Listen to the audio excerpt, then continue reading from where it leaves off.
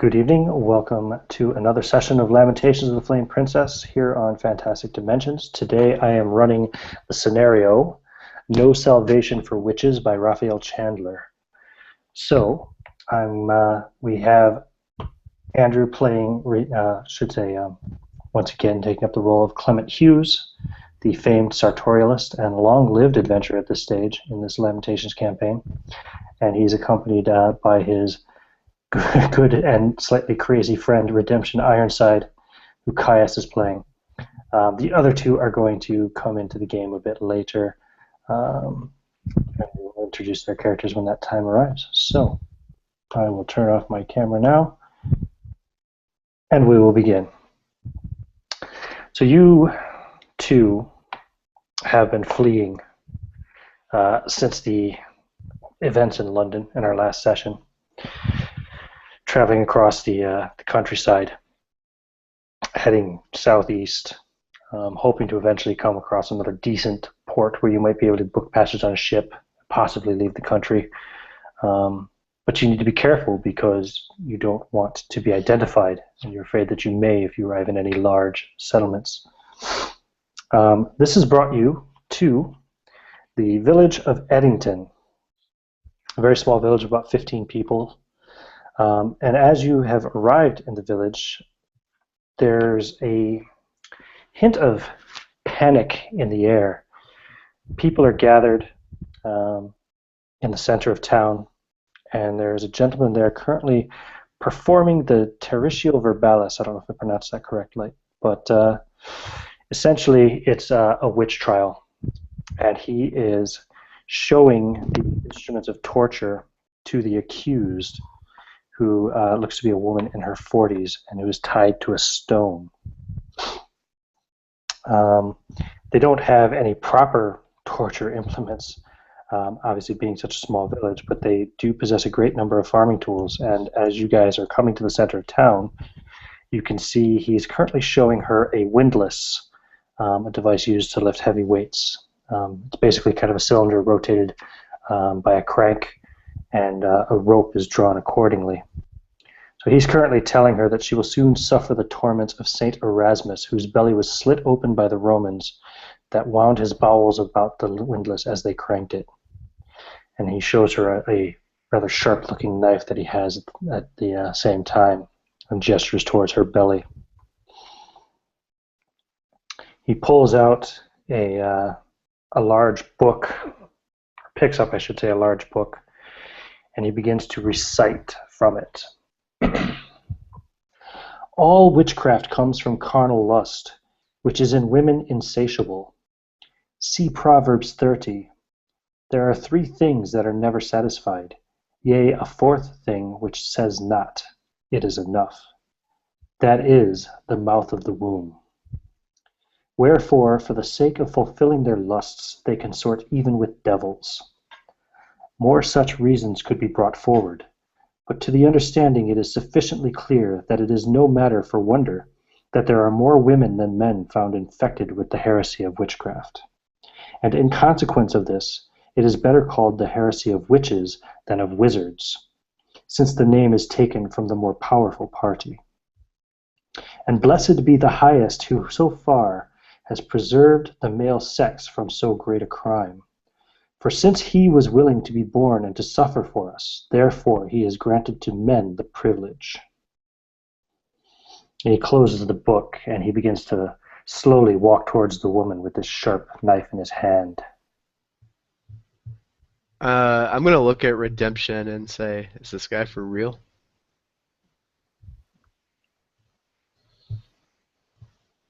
Torturers are for real, and he looks pretty Catholic to me.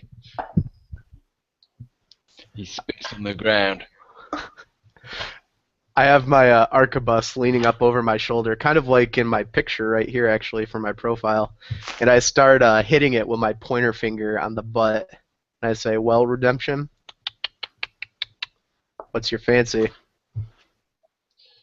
I don't like witches, don't like priests, don't like inquisitors. Shall we kill them both? And you see a smile start to crease up on the side of his face. Let's find out what's going on. All right, warning shot she is. And I'll pull the arquebus up, and I'm going to shoot, and I'm going to try to shoot, like, just on the ground near the crowd. Okay. Well, why don't you go ahead then and give me an attack roll? Okay. First of all, roll a d10. It's not raining, so you only have, I think, a 1 in 10 chance of misfire. Yep, so I didn't misfire. Unless your particular firearm has any greater chance for some reason, but yeah. Yep, it's the Flint version, so it's a 1. Good. Okay. I crit failed the shot. Did you really? Yeah. You fire at the ground and miss. So I'll let you, just for shits and giggles, I'll let you decide. Do you want to hit a member of the crowd? Do you want to hit the witch, or do you want to hit the gentleman who is approaching her with the knife at this stage? The witch just pulls on my heartstrings a bit. I'll shoot the gentleman walking towards the witch. Okay. Bam! Gun goes off. It hits this man square in the head. Which is interesting considering you were originally trying to aim You've done at the it ground. again. And he drops to the ground dead, and people look panicked and look, and they start to kind of back away from you. I will lower the gun like I meant to do it, and as the black powder is wafting away from my face, I'll say, "Thou shalt not suffer a moron, Clement Hughes, 1." The supposed witch, the accused witch, passes out, and she's just limply hanging forward as she's tied to this boulder. Matt, do you want to say that Elias is present? If you, I would love to be present. Okay. I would. Does that weapon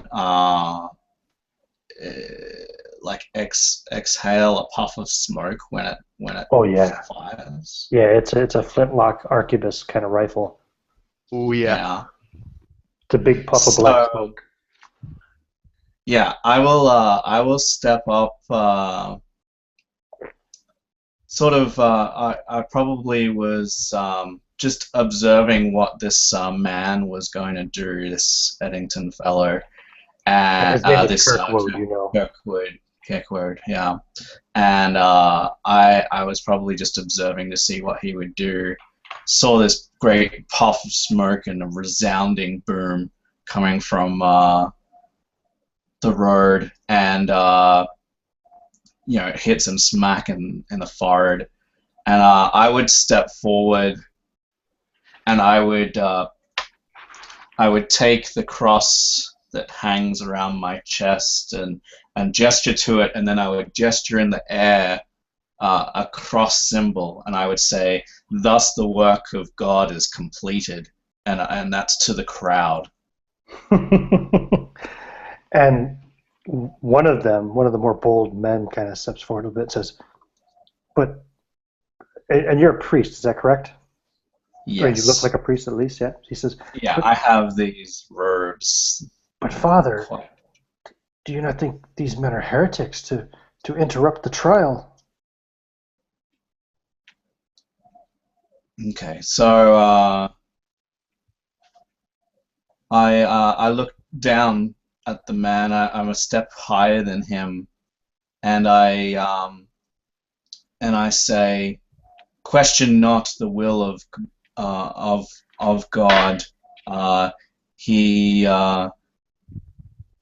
acts in mysterious ways."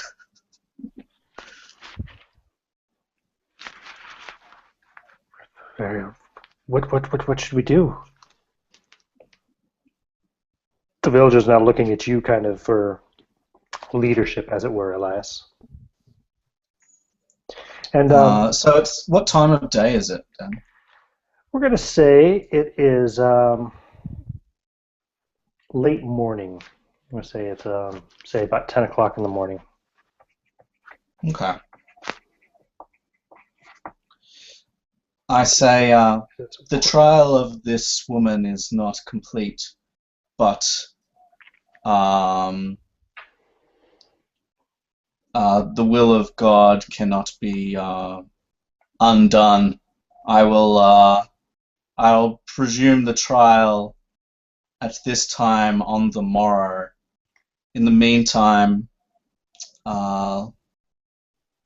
get back to your homes and your workplaces, and be assured that the will of God shall be honored as the trial resumes on the morrow.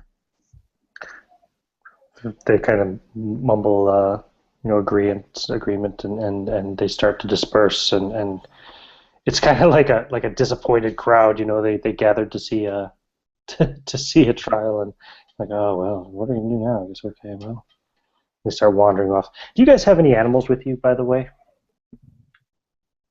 Yes, I have a. One sec here. Let me make sure it's not an ox. It's not the ox. That ox was out of commission, but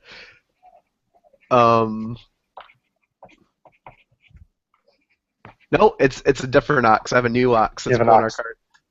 Right. And I've been reunited with my pit bull terrier. Right. One of them walks up to you, the same gentleman from before, Matt, walks up to Elias. He says, "Father, look, their animals have not yet perished." And you know, Matt, that a couple of days ago, when all this weirdness really started, all of the animals in the entire village died. Okay. All the livestock are dead. That's one of the reasons why the people are so afraid now. Yeah. All right. So I say, these men are clearly not from here. They bring these animals from far away. This unfortunate occurrence must be localized to this area.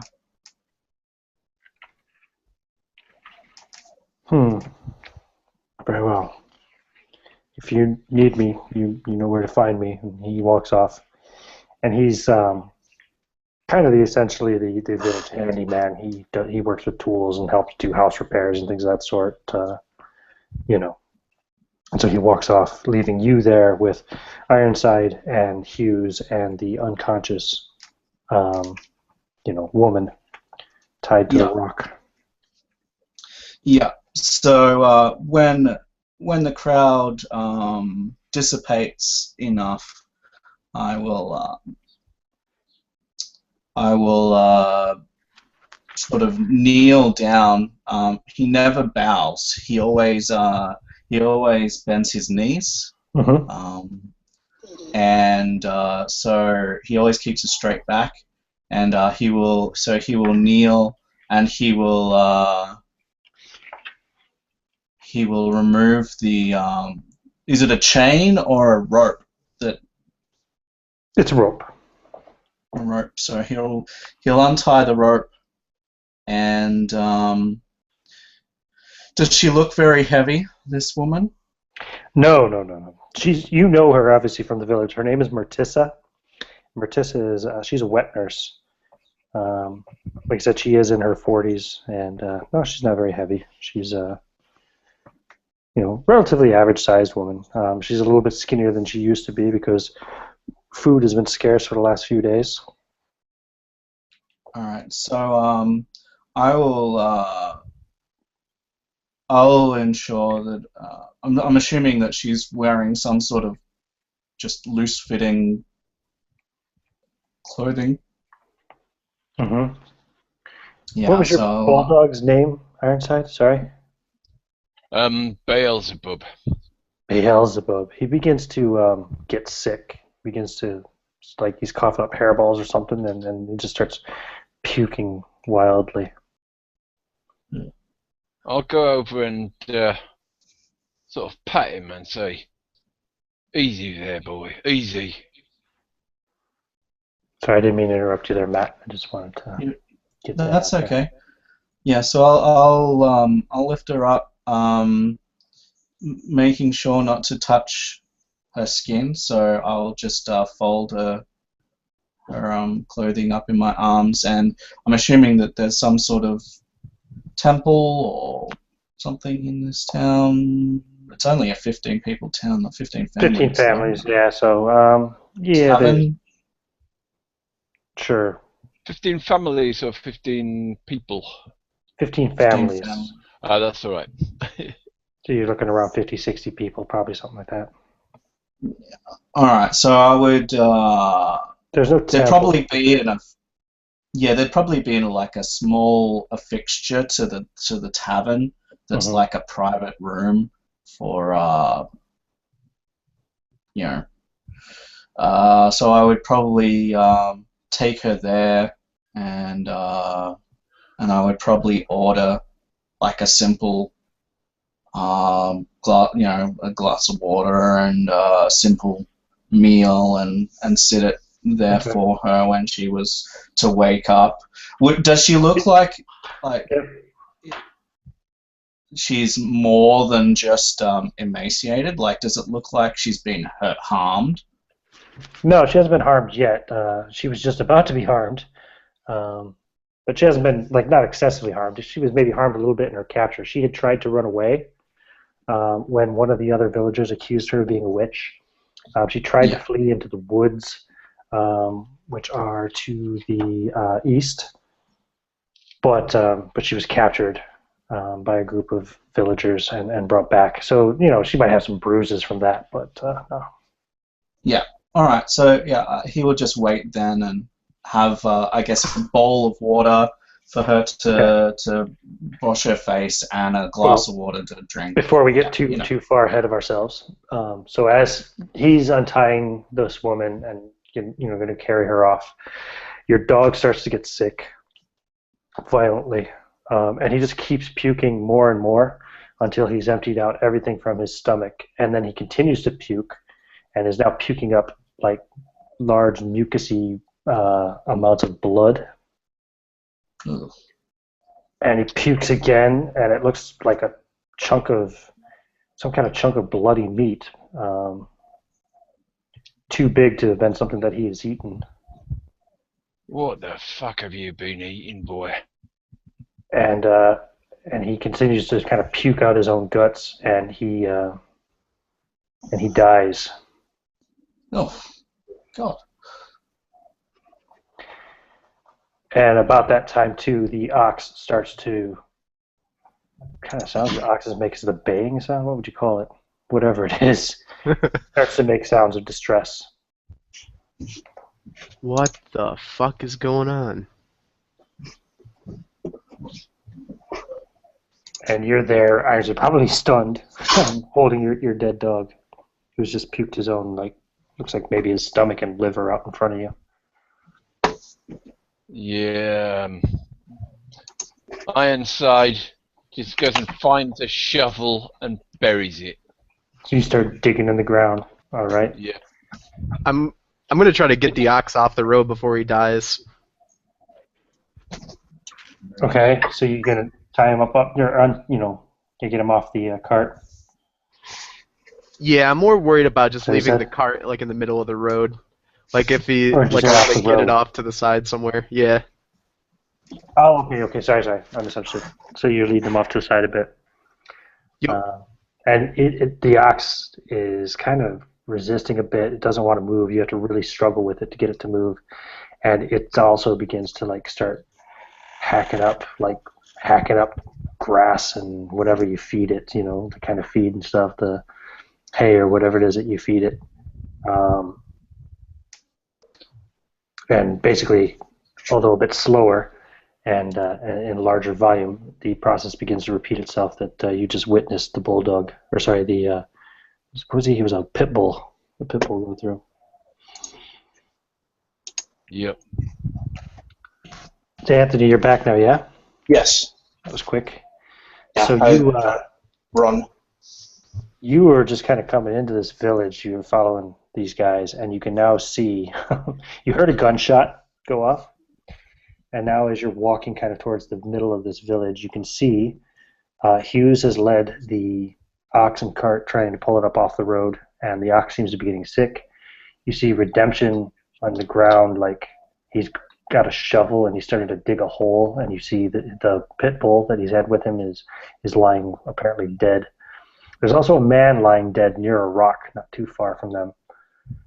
And yeah, and another gentleman walking away who's wearing like priest-like clothing, walking away carrying a woman in his arms who may or may not be dead, you're not sure.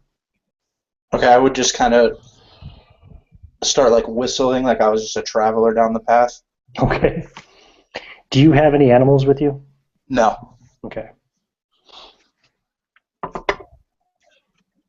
I'll listen out. Are there any birds around? Is there any bird song, anything like that? No.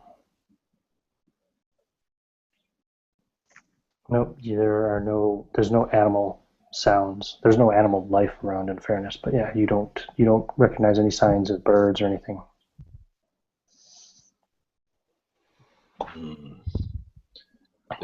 There is witchcraft here. So I would just kind of like come around the bend, like whistling a little tune. He's he's got a big overcoat, like a raincoat almost on, like kind of a hood covering his face, and he's just kind of walking, and you can see that he's got his pack underneath the raincoat, so it almost gives him a hunchback appearance, and and his face is mostly obscured by the hood, but he's just whistling like a very happy-go-lucky tune. Hughes is gonna start reloading his muzzleloader and lean against the cart Okay. and watch the whistling wander. You do that as your ox is dying. It kind of collapses down to its knees and continues to puke up its own guts and wallowing in pain and expires. Before Alexander gets too close, he'll just kind of like look over at the ox and the dog and the dead man and just say, that's interesting. Having a little bit of trouble? There's evil afoot. As I pull up a scarf over my nose, like I'm trying to avoid the pox.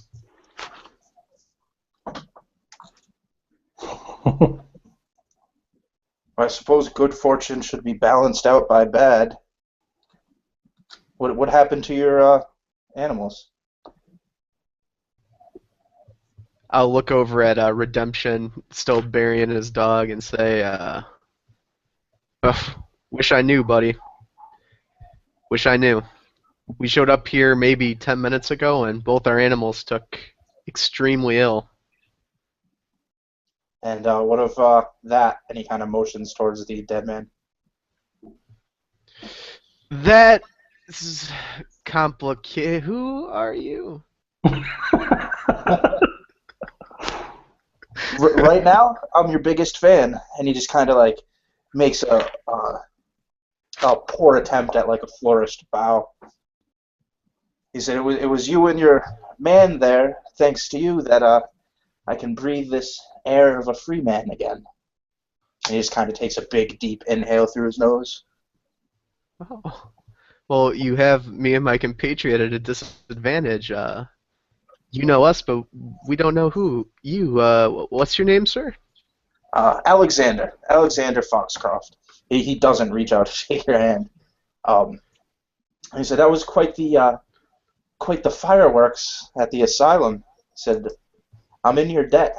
He says, until it's repaid, I'll help you with your cart. I'll look at Redemption and say, well, what do you think? We could use some more hands. Yeah, let's bring another of those wool-chewing bedlam crazies with us. We've got one. Well, another one won't do no harm, will it? Bloody hell. Oh, I'm Maybe perfectly sane. maybe he'll cough up his own guts before us, and we'll see. We'll realise it's time to go. I'll gladly be your canary in this coal mine. Oh, welcome aboard. Well, then I guess there's no reason to keep secret since we're all partners in this little arrangement. When we came into town, that man was about to cut a woman open because he thought she was a witch. So, being the do-gooder that I am, I pulled up my gun ever so slowly, took aim like a hawk sniper, and shot him right between the eyes. Yeah, that's what happened. Cutting witches open. Isn't it customary to drown them? You know a lot about witches. Well, you hear a lot of things when you're in Bedlam. Me and Mr. Redemption, we're not men of faith.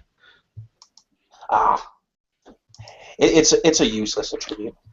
Speaking of which, you do remember there was a man of faith here who took the witch down from the rock and carried her off to that building over there. Hey, Tin Man, I'm a man of faith. What do you believe in, Redemption? I believe in holy retribution. I'm thinking back to the time when all of our compatriots fled and Redemption sat at a table and then murdered 3 men. Yeah, that you do. I reckon that you do.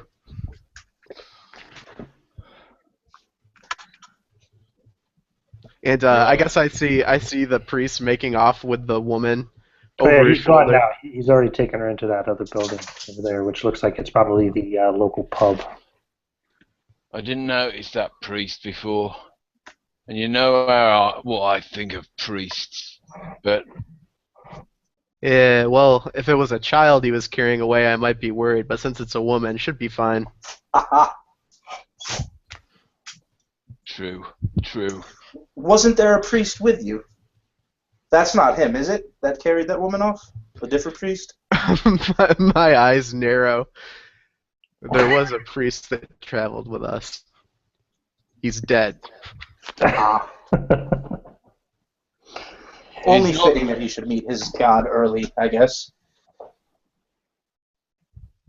The other companions who were with you have moved on and have moved up ahead and to the next city or something to kind of scout out. We'll say that's why they're absent at this time.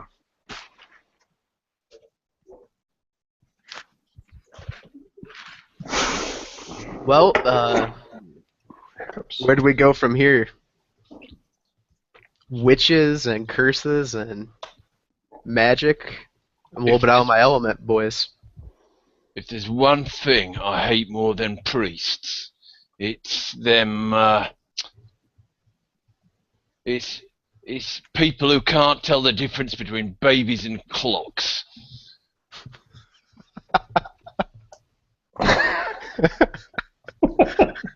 Nice throwback to a previous adventure. Sorry, Matt, you probably don't get it, but that's okay. Alexander will laugh like he knows what's going on, like he knows what you mean, but it's very obvious that it's forced and fake. And Hughes turns his head a little bit to the side as you crack that joke. Like, are you serious? Do we go and find out what's going on here? They owe me a dog. Yeah, and I reckon they owe me an ox too. Let's I am quite peckish. Let's see who's in our debt and demand payment. What are you going to do with the cart and all the equipment, all the stuff you had on it? Well, how much does it weigh? Could we all move it together? Let's what did you see. have loaded up on there? You had a lot of money on there, didn't you? Yeah, we got a lot of money in the chest. Between the two of us, probably the better of 20,000. Yeah. We also got 10 chests, 4 barrels, 40 standard rations for a cheap drink, 10 reels of 50-foot rope, 15 torches, 10 shot bags, and a barrel of gunpowder. Mm-hmm. Can Yeah, we? Alexander doesn't look very strong. I mean, live, but not very It's strong. it's on a wagon at the moment. Right.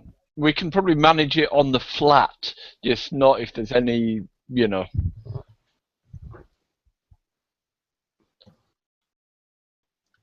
Okay. A wagon. A I'd wagon. try it. We could. Along the flat, we could probably manage it. We wouldn't be able to pull it up a hill or any incline, but we'd be able to sort of move it somewhere along the flat. Okay. Very good then. So you're going to take it over towards the tavern?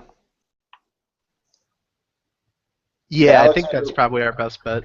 would help from the front as to not get too close to where he might be able to get into their stuff. Mm-hmm. So it's like there will be no mistaken accusations. What are you going to do with the ox? I'm just gonna cut him free from the front of it and just leave him laying there. Okay. Okay. So you guys can move over to the tavern. When you go in, there is the publican behind the bar. There's a couple of people in there drinking nervously. And in fact, actually, there's a lot more people in there than there should be at this time of day. I'll say there's more than a couple of people. There's probably about 24 people. And they're all kind of whispering amongst each other, and they look at you guys suspiciously.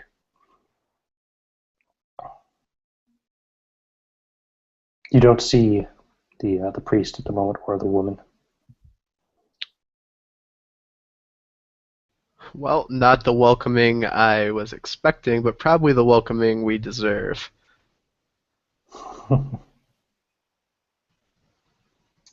Alexander will look around at the people, pausing for just a moment too long on each person, like just enough to make them even more uncomfortable, like unblinking.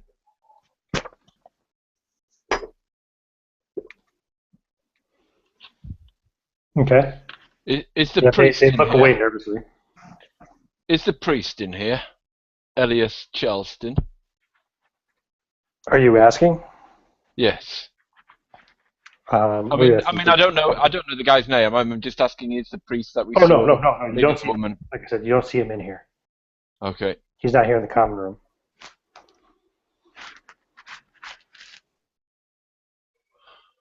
I was wondering how you knew his name. No. I go over to the bar and say, put a silver down and say, beer for me and my two companions and one for yourself. He picks up the silver piece, checks it to make sure it's real, and says, all right, puts it in his pocket. He goes over and he pours a few beers and brings them over, sets them down. What's happened to all the animals here? I ask him. It's probably them witches down at the priory, we reckon.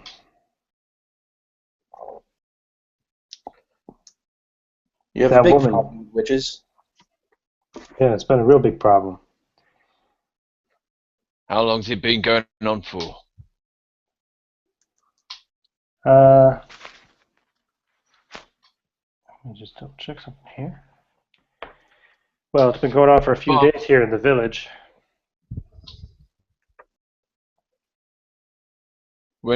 So the animals started dying a couple of days ago, did they? Yeah, they did. 2 days ago.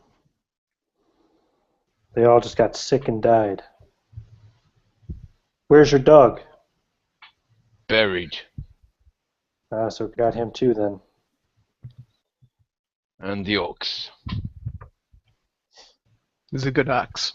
You guys have been here before, or is this guy just like casually mentioning your dog out of the blue? No, they saw all the villagers were gathered in the middle of the town earlier before you arrived. So Okay.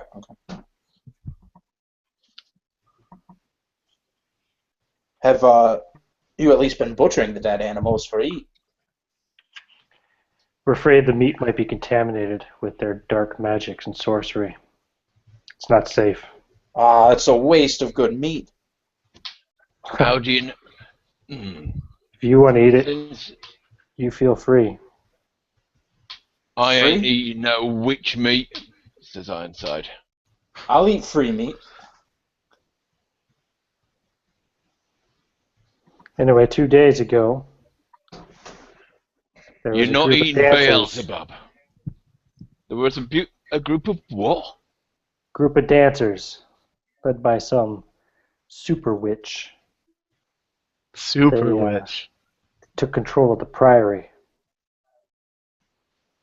They've been doing some kind of Dancers. horrible magics in there ever since. That's around the time all of our animals died. You'll see the glow at night off to the southeast. Kind of like a weird pink bonfire in the distance. Has no one been out there to take care of the problem? Yeah, Kirkwood took a group of men and boys down there a couple of days ago.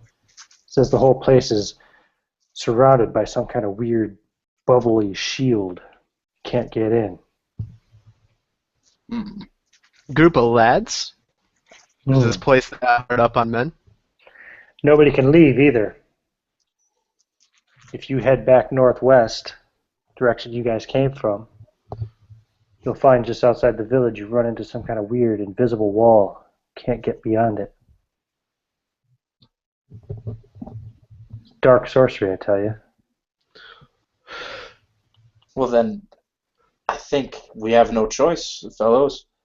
He kind of looks towards Redemption and Clement, and I think we have to kill some witches if we want to get on our way. I'd be lying if I said the super witch didn't intrigue me. There's at least 6 of them down there at the priory. God only knows how many more are here in the village. Every woman is suspicious at this point. The Lord said, dancers- suffer no witch. The dancers are all women, are they? Yeah, they are. Call themselves the unbiddable coven or something like that.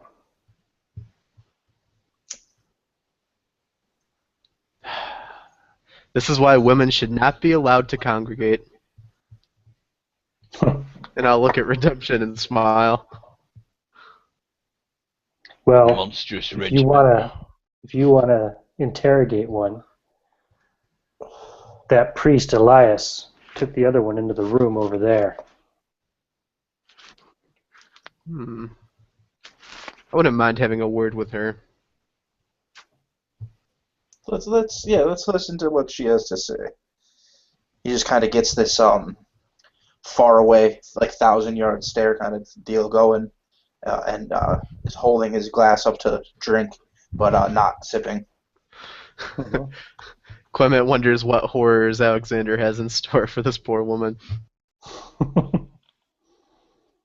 So you guys can go over to the room.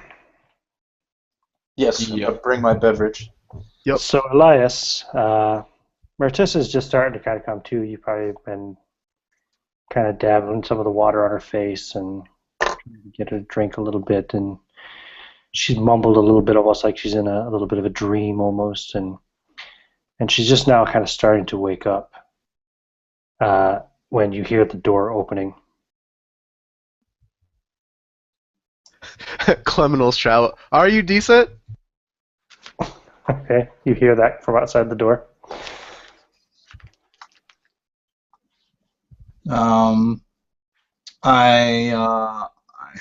I will just quietly then sort of say, enter and find out. I didn't expect him to say that. You see the door slowly open. Redemption's got his gun out. So the scene before you is just a table with the woman sitting on a chair on one side, and on the other side is the priest in full flowing, quite quite attractive priest robes. He has a bowl of water, and he's, you know, clearly been dabbing this woman's forehead with the water, and he seems unperturbed by your presence. The woman's looking around. She's, oh, what happened? What's going on? I say, your trial has been delayed till the morrow, and I will resume the officials. This other man, Kirkwald, has been judged by God, and he will not be undertaking this trial anymore. Are you going to continue the trial? It is my duty. However, I would know more of the situation before making any decisions. I can assure you, by the sounds of that man, that I will be much fairer than he. Huh. Right. You're going to let me tell my side of the story before you gut me, cut me into pieces and burn me. Oh, no one's How very gutting, civilized of you. gutting anybody. Alexander snickers almost under his breath. She I'm looks gonna over walk at- in and I like lean on my gun against the wall and say, Clementus, sartorialist. Standing there with a frickin' arquebus and a conquistador breastplate on. Yeah, right. She looks at you and she's like, "You're the one that killed him. You killed Kirkwood. I suppose I owe you my life, at least for a day. No, you Are owe you- me nothing. Are you going to let this priest kill me tomorrow?" I do not know what this priest plans to do. And I'll kind of look at Elias. What's the room like? Is it just like a chair that she's tied to? She's not tied. No. Is there like furniture and stuff in here? Sure, but you can describe the room, Matt, since you created it, if you'd like. It's very simple. There's probably a desk on the far corner with some writing implements on it, and maybe some candles. And like I said, in the center of the room is this small round table. It's probably the same sort of table as what's inside the inn proper, just a rustic small round table. And I would say there's 3 seats. One that she's sitting on, one that the priest is sitting on, and one spare. And then there's another seat by the desk, and there's probably nothing on the walls. It's probably just, you know, as simple as a room as any that you've seen, just a standard sort of room in a tavern that seems to be set apart for any visiting officials or whatever. Beautiful, man. So Alexander would, without saying another word, just quietly go sit at the desk, and he would, he's still got his pack on, like under the hooded, I guess, cloak, and he just sits on the desk and leans back in the chair a little bit, says nothing.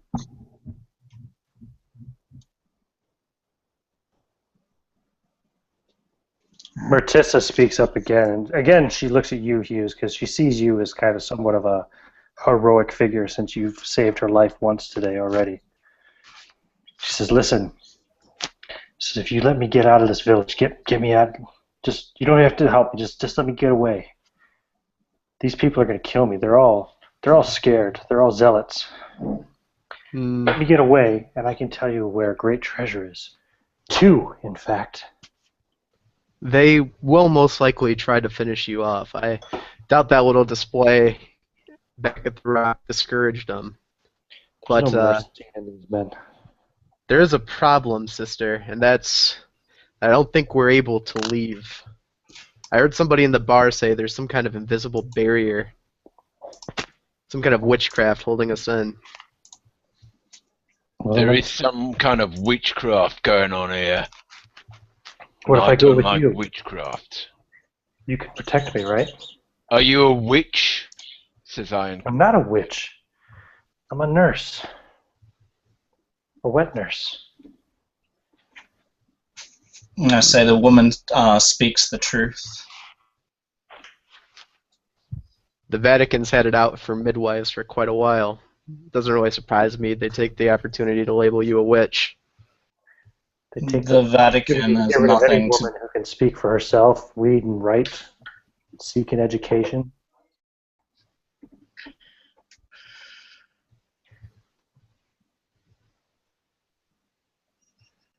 So he, Elias will say, to my knowledge, the Vatican has nothing to do with this woman's accusations. It was Kirkward, the man that you shot, that beckoned for this judgment. Well, you'll get no disagreement with me. The man seemed to be enjoying his job a little bit too much. The sadism was quite off-putting. I'll tell you who was a witch. Rouletta. I knew her well. They killed her the other day. She was into practicing magics, although she said they were harmless. White magic, she called it. She had some kind of a special ring. You'd find it in her house, I'm sure. They never searched her house after they took her. White magic, is that like safe sex? I'll raise an eyebrow and shoot a schoolboy glance at Redemption.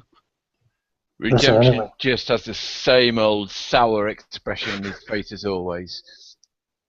I'll tell you where another treasure can be found, a substantial one, if you let me go. What kind of treasure are we talking about here? Well, will you let me go? It's not me you have to convince. And I'll look at the priest. She says, he's a priest. You're some kind of soldier or something. Surely you can... If you let me go, he can't stop you. Look at him. Yeah, I look like a weak piece of shit. Madam, you have me terribly mistaken. As I've told you, I am a tailor. What kind of tailor carries a musket and walks around in armor like that? Have you been to London recently? Never been to London. It's an extremely inhospitable place. This is common. I've never left this area. I've been to the Priory, Caverdale, and I've been to Forsgrave once. Forsgrave. So I say to the woman, I have no intention of cutting you up or using any instruments of torture. I'm not in the business of such depravity. So you'll let me go? Perhaps if you give us, perhaps if there is any more information about these witches that you can offer, I can write a letter of pardon. I don't know anything really about the witches, other than what I told you already about Rouletta. But you could find that ring. I know she kept it in her desk. I'll tell you, in the attic, as sure as I'm standing here, that's where you'll find it. Atop the Priory's church, there's an attic. You'll be looking for a door in the ceiling marked Problema. That's the Latin word for problem. Problems is what you'll find in that attic, because the abbot's filled it up with his collection of postures and you can put the tongs to me, but I won't say another word, because I'd rather lick the devil's arse from bow to stern than say another word on this subject. So I'll stop talking now. But if you do go up into that problematic, you better have good steel on you or that musket. And you'll want to touch nothing but those treasures, which for the life of me, I'm not sure who you can sell them to. But you're people of the world, and you've seen and done all manner of disgusting things, I'm sure before Christ. And don't let the abbot catch you, it's his personal items. But he's better off without them. I believe there's still a chance for his redemption. That's where the witches are, and in the attic, that's where you'll find the treasure. Very well. You will have a letter of pardon. And I will stand and I will walk over to the desk and I will just pause, standing up. I look down at the man that's sitting there and just wait for him to move. I don't say anything. It's kind of like I expect him to move. Alexander still has got like the 1,000-yard stare going. This whole thing, like it's almost like he's not even paying attention, and he just looks up at Clement and Ironside, and he says, "Well, misters, I am in your debt. Live or die? Treasure? Not? Is it? We at least have to see the witches to find our way through."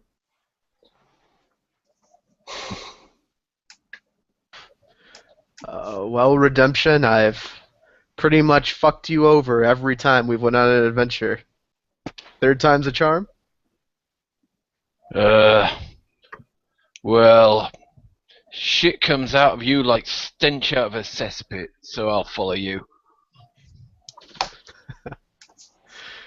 Very good. Capital. And I'll clap my hands and stand up. To the priory? She seems to know a lot about this attic. Maybe we should bring her with us and have her show us, because it seems as though it might be nasty things up there. I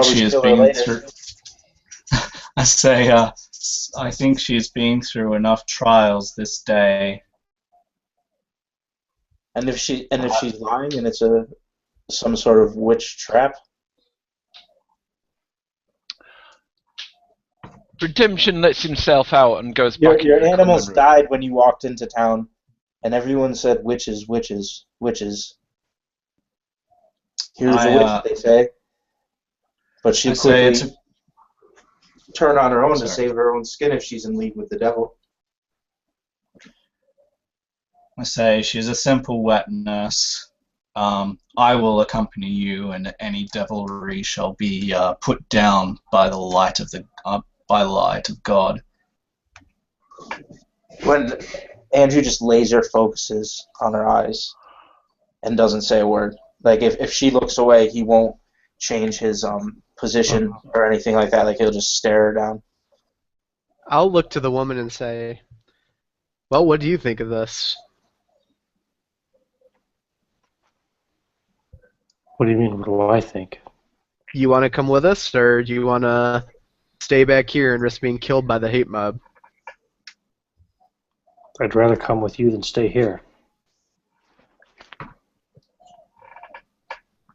I'll look at Elias and say, "Well, she seems like she wants to risk it." My life in this village is over. They'll never trust me again. They'll kill me for sure at the first chance.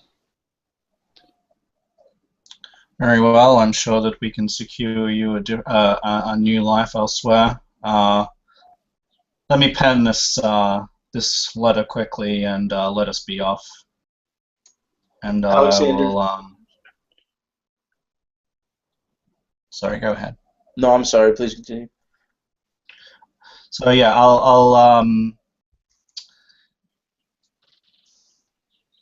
did the person at the desk stand?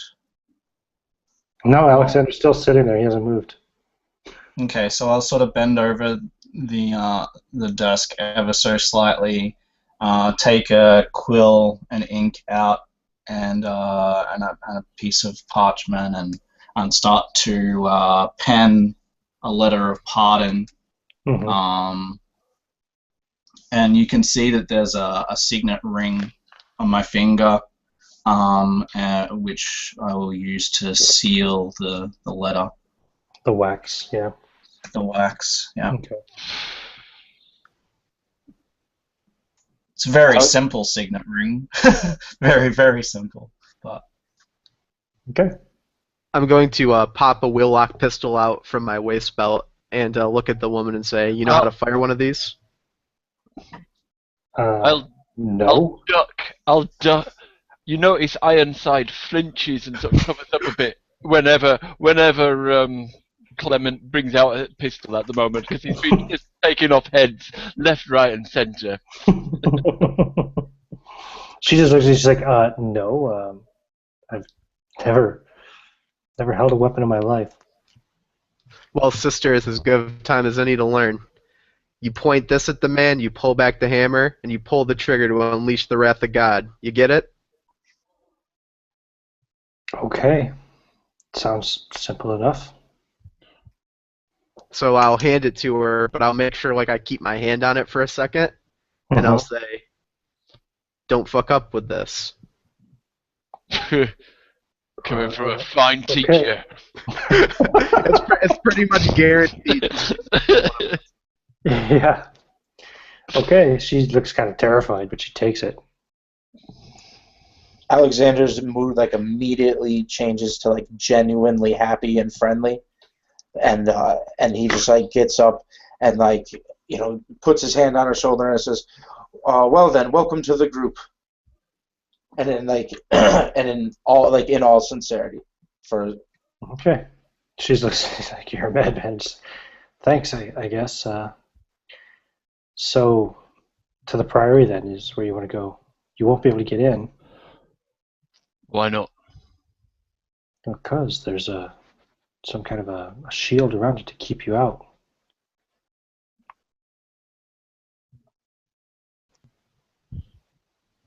well, we shall see about that. What about Rouletta's attic? Let's go to Rouletta's place. Pick up that ring. Right. Okay, you go back to Rouletta's place. That's the part I'm concerned about. That's why I wanted her to come mostly. Mm-hmm. She knows so much about this attic.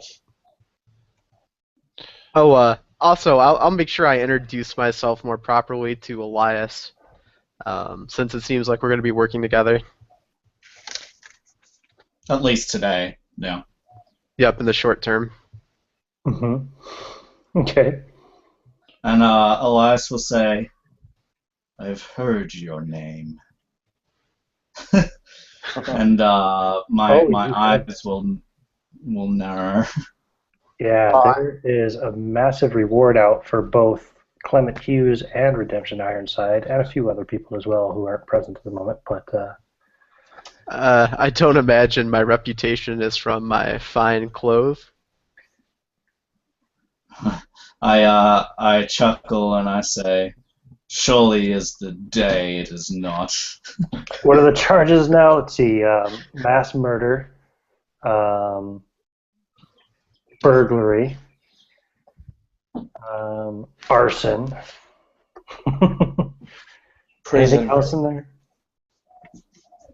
Probably several accounts of blasphemy, impersonating an officer of the law. Yeah. Oh yeah. I say, best to not share your name with the rest of this town. Let us do this thing and not mar your name any further. Yeah, there's no posters up around here because everything's so backwater. But you know, because you've traveled before to the other cities in the area, and you know that there are bounty out for these guys. You know.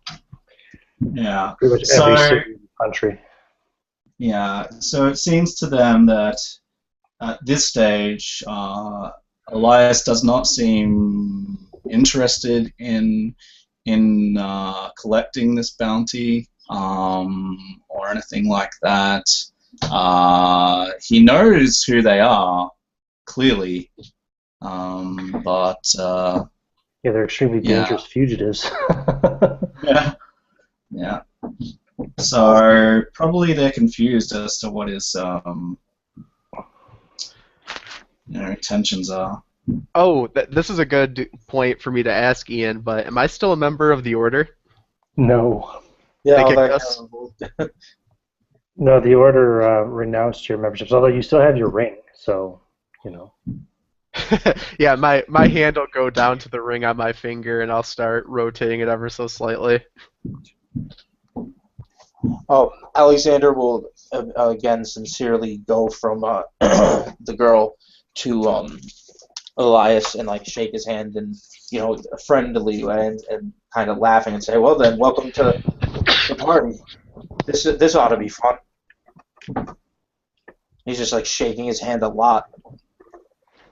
Okay. So, you guys go to the witch's house, Roletta. Yeah. Sure enough.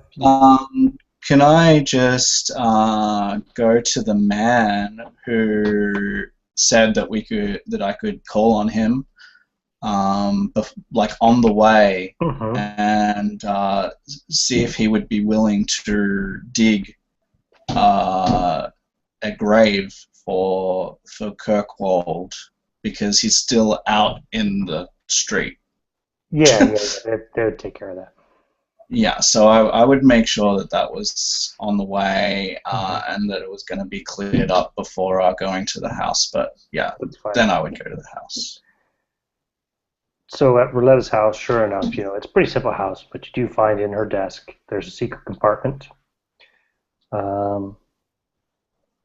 which when you pop it open pretty easily, there's a little trigger switch that you push to open it. Sure enough, there is a small velvet bag which has a silver ring inside.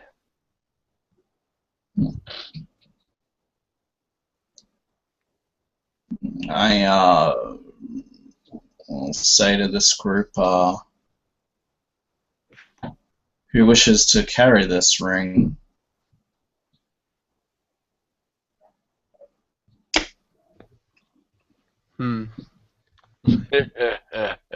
I can shoulder the burden for the moment. I don't think I'll be putting it on my finger though, unless it's absolutely necessary. I've ran into my fair share of dubious artifacts. Probably wise. And I will. I'll take out another piece of paper and I'll use the paper to pick up the ring and I'll hand it over to him. Can any of you guys read Latin? I have a I probably can. language. Go ahead and roll your language skill. Andrew? Yeah, you probably can too, Elias. Yeah. So language? Oh, bam. Crit success. Yeah, you can read it as well, Clement. So you might as well write that in your character. You can read and understand Latin. It has the Latin word proxy inscribed on the inside of the ring. Not the Latin word proxy, but the Latin word for proxy, I should say. I imagine like we both look at it at the same time, kind of mouth it. Yeah. Proxy. Okay, so you put it in your pocket, Clement? Yeah, I'll put it in my pocket.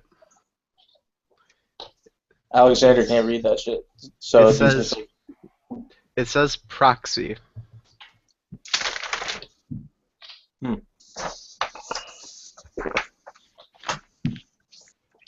I say an interesting word.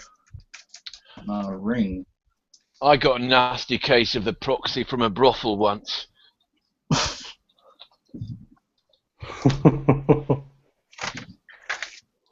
Is that the one that burns or aches? No. Mine glowed. Ooh. I think it means it's fake.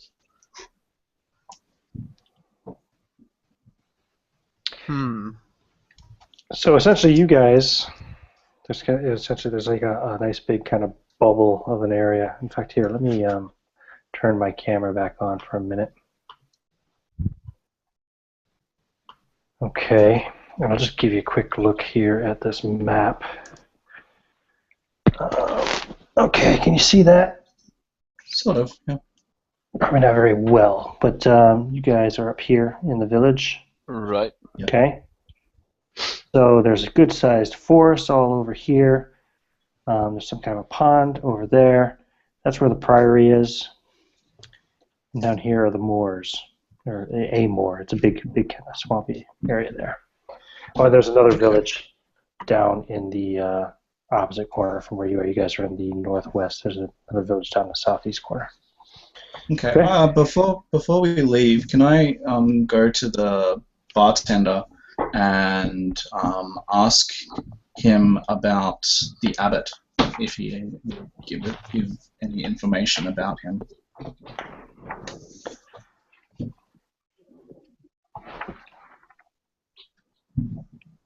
Yep, you can.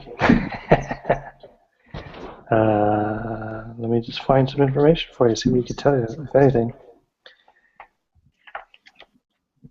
Where's the abbot?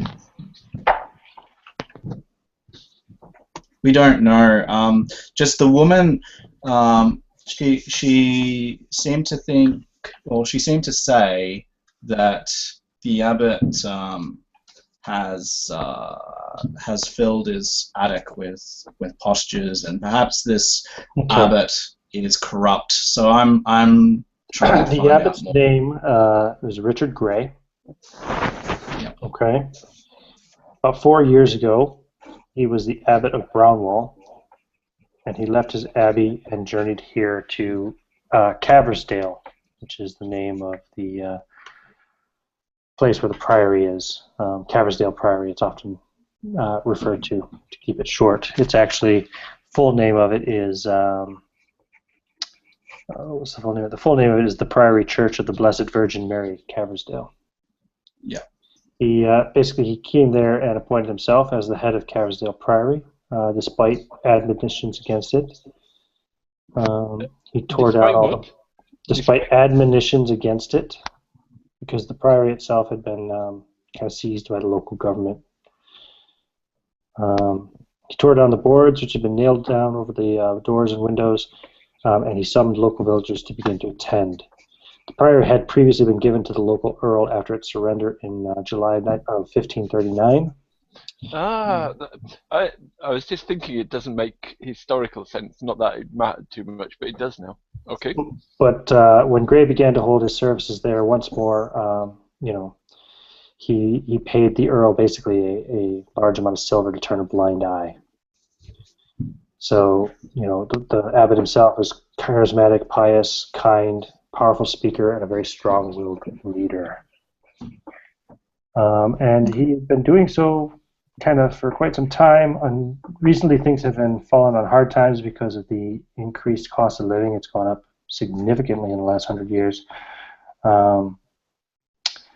And when these dancers, or whatever they call themselves, the bishops of the synod, led by this witch Aurelia, came, they just kind of forcefully took over the abbey and began to do strange things inside. They're considered very bold women.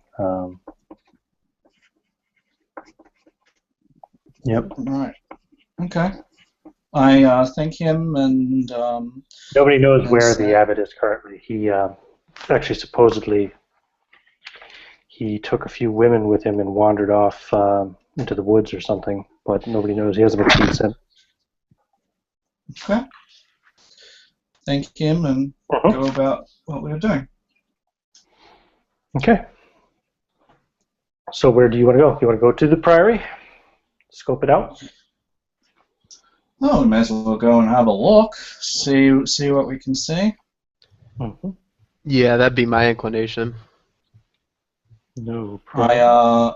I look over to these clearly well-hardened fighters and say, best have your weapons ready. Ironside just smiles at him and taps him on the cheek. Don't worry, Mr. Elias. It's a pretty good journey. It's nearly 5 miles to the priory. What time of day would we say it is by the time you guys arrived? It was 10 a.m. when you first arrived at the town. You probably spent a couple of hours dicking around in the village. Yeah. And then to travel another 5 miles take you another couple hours, so we say it's now probably about 2 o'clock in the afternoon. Okay. You follow a road that kind of passes through the woods. And in fact, actually, we'll stop, we'll say before you get there, about 1 p.m. when you're traveling on this road through the woods, you're going to hear something. You hear a girl's voice. It sounds like singing in German. Oh. Oh. Should I make a roll to see if I know German? Sure. That's what I'm going to do. I say I don't. Ooh, No German. I do. You do. Yeah, she's singing some kind of like a German lullaby. Sounds like she's kind of up ahead on the road. Shh. There might be sorcery afoot. And I'll raise up my arquebus. Okay. Is there woods on the road? Like what's? There's woods on either side of the road. Alexander will just kind of like step in the woods and hide. Okay. So I don't know if I make a sneak roll now or just when people are looking for me or. Yeah, don't worry. I'll tell you if you need to roll it. Okay. If I say something and I forget that you're hidden, you can remind me. Say, I was hidden. Remember, and then we can also. But I don't think I'll forget. Okay. What does everybody else do? As Clement kind of lowered his arquebus. What are you doing with all your gear, by the way? How are you transporting all of that stuff? I'd say we probably left it in a room at the inn or something like that. You rent a room at the inn and lock it up in there? Lockable room. That's a good idea, because you're not going to be carrying all that shit around, I think. No way. Okay. So sorry, Alexander was hiding in the wood. What was Ironside doing? Ironside gets out his 2 pistols. Okay. And Elias? Elias will be behind the 2 fighters, and he'll just be walking behind them warily, and I think you guys have stopped walking. well, he'll.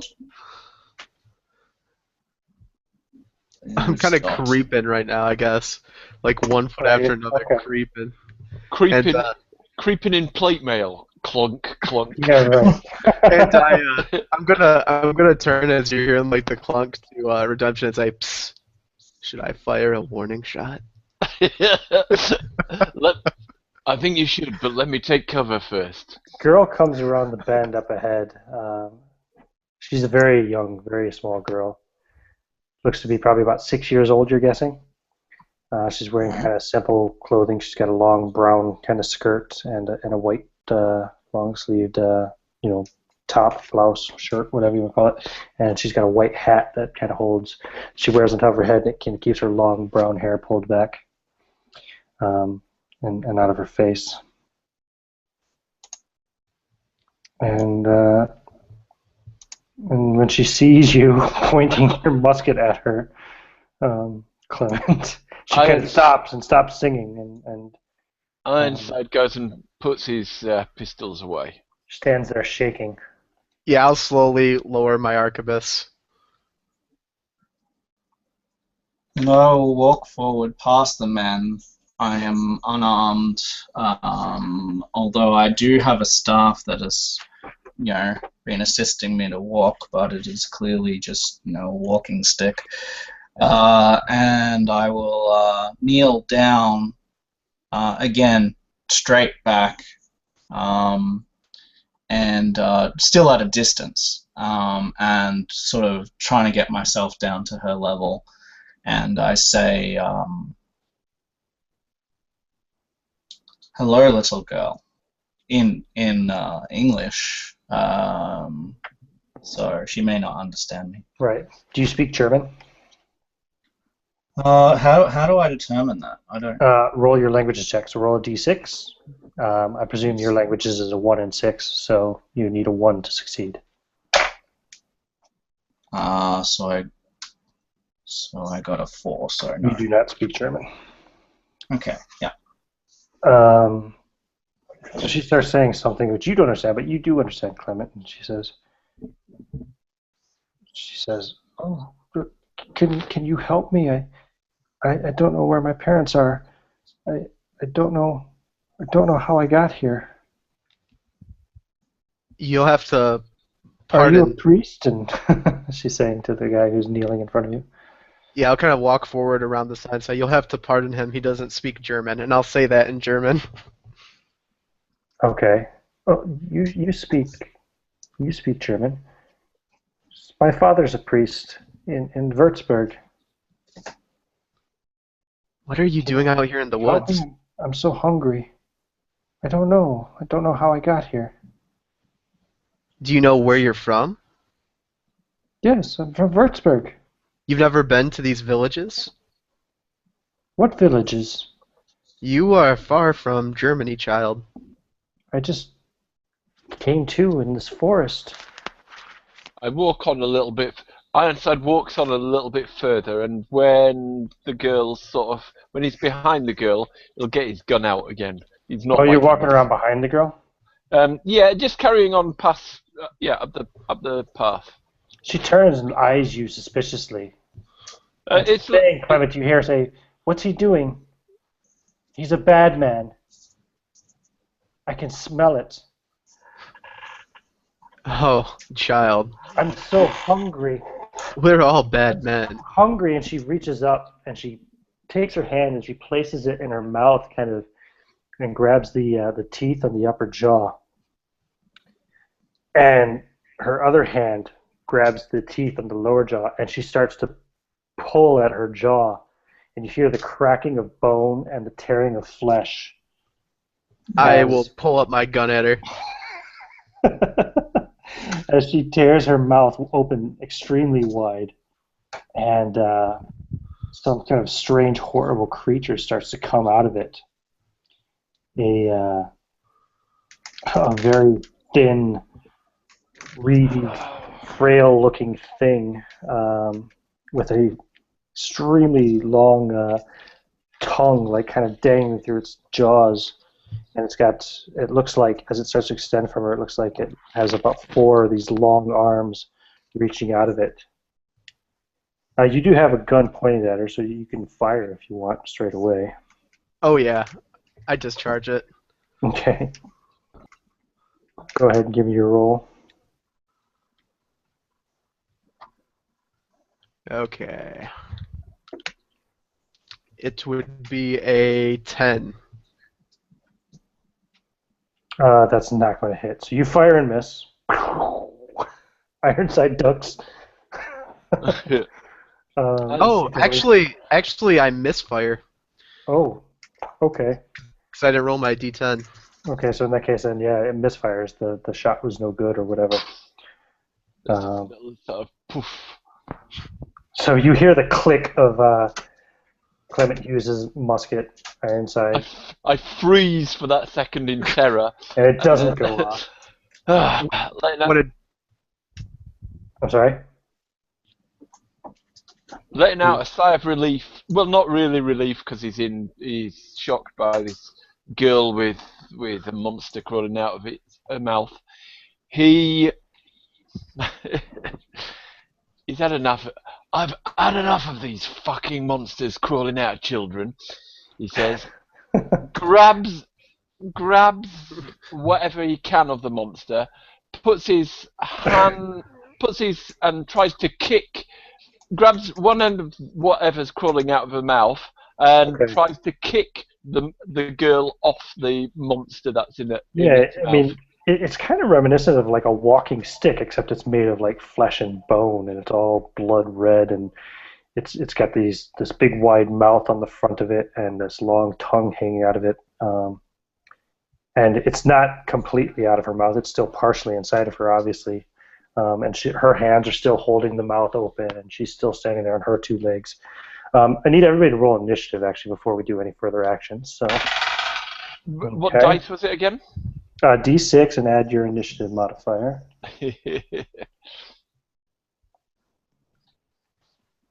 Oh, so I'm on a 5.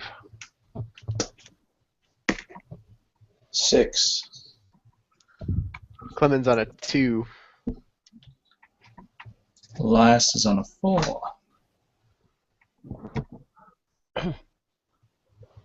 Okay, Alex, you're going to have the first action. You're hidden in the woods, and she doesn't seem it's not paying any attention to it as far as you can tell anyway. So, what do you want to do? It's got 4 tentacle arms. No, there's just like 4 really long, sickly-looking. Actually, I have a good picture here. I'm confused as if it crawled all the way out of her, or she just opened her mouth wide and grew into it. That's exactly what it looks like, what you're looking at the moment, okay? Holy fucking You see that, yeah? Everybody got a good view of that? You know that scene from Blade where Wesley Snipes sees the blood dude and he mouths, "What the fuck?" That's what Clemens does. He's standing in front of me, goes, "What the fuck?" I never saw Blade, but I'll take your word for it. That picture is cool. Okay.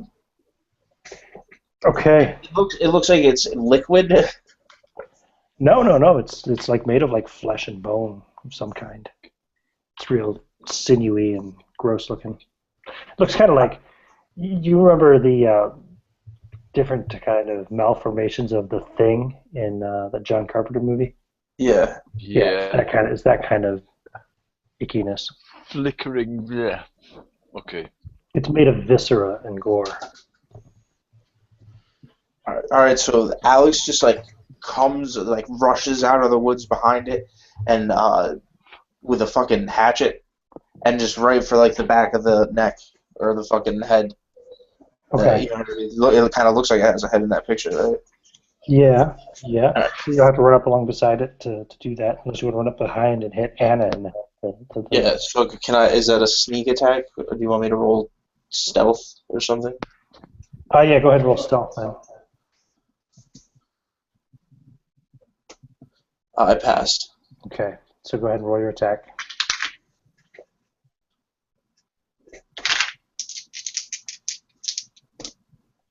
14 plus 3 is 17. And what's your damage? Times 4 is 20. Okay. Is it times 4 or times 4 dice? No, it's just times 4. Yeah, Okay. times 4. So all right, so 20. Okay. Ironside, what's your reaction? Sorry, you were grabbing it and doing what to it? Yep.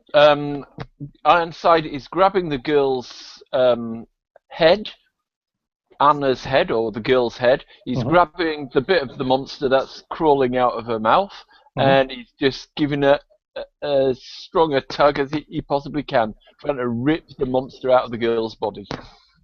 Okay, we'll call that like a strength check. Go ahead and roll your strength. Features, okay. It's a D20, is it? Yep. D20, you want to roll under your strength. Okay, I got 13 under. 13 under.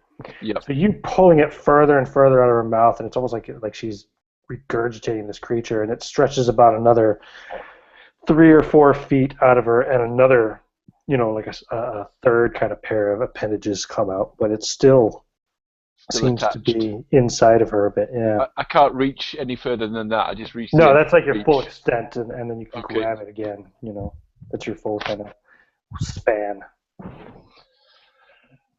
You fucked up girl fucking gut monster.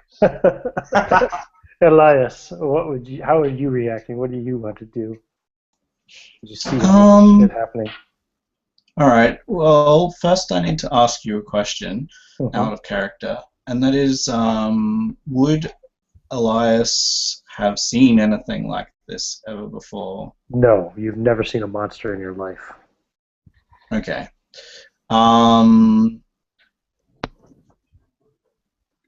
He will reflexively look up to the heavens and sort of say, what has God done here, and he'll okay, so he'll reflexively take off his cross and he'll like hold it out, and he'll say like he's just verbalizing what his reaction would be, and he sort of says, by all the saints and the Holy Mother Mary, the power of Christ compels you, and he'll like thrust his cross like towards it and walk towards it, and that will be his turn. Odd or even? It's going to be odd for Ironside. I rolled odd, so it attacks Ironside. Alexander just starts laughing his ass off maniacally, just like eyes wide open as he's like pulling the hatchet out and raising up for another blow as the fucking priest is trying to ward him off with the cross. Mm-hmm. Okay, so the creature's one of the claws whips out at you, Ironside. Oh, that's going to hit. That's 23. So, first of all, you take a d6 straight from the claw, so that's 2 points of damage from the claw itself. And also, as the claw tears at your chest, Ironside, you have a choice. Would you like to take an additional d4 points of damage, or allow someone else to take a d6 points of damage?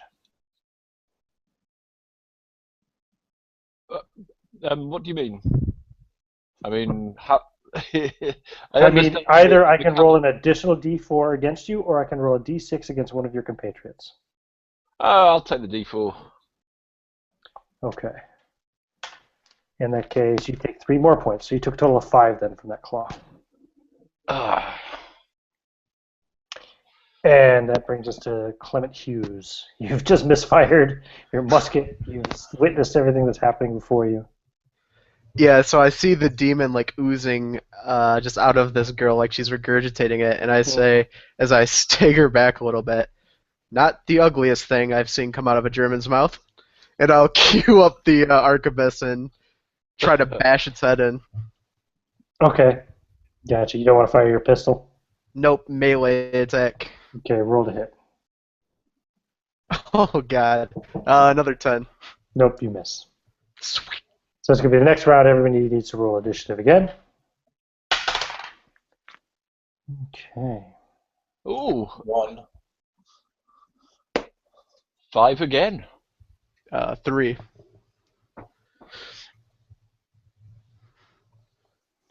Alex was on 1, was it? I just need to know Elias when Matt's available anyway. He's got a visitor. Sorry. It's an initiative roll for the next round. Oh, you do it each round? Yep. So I got 7. Oh, so you're first then.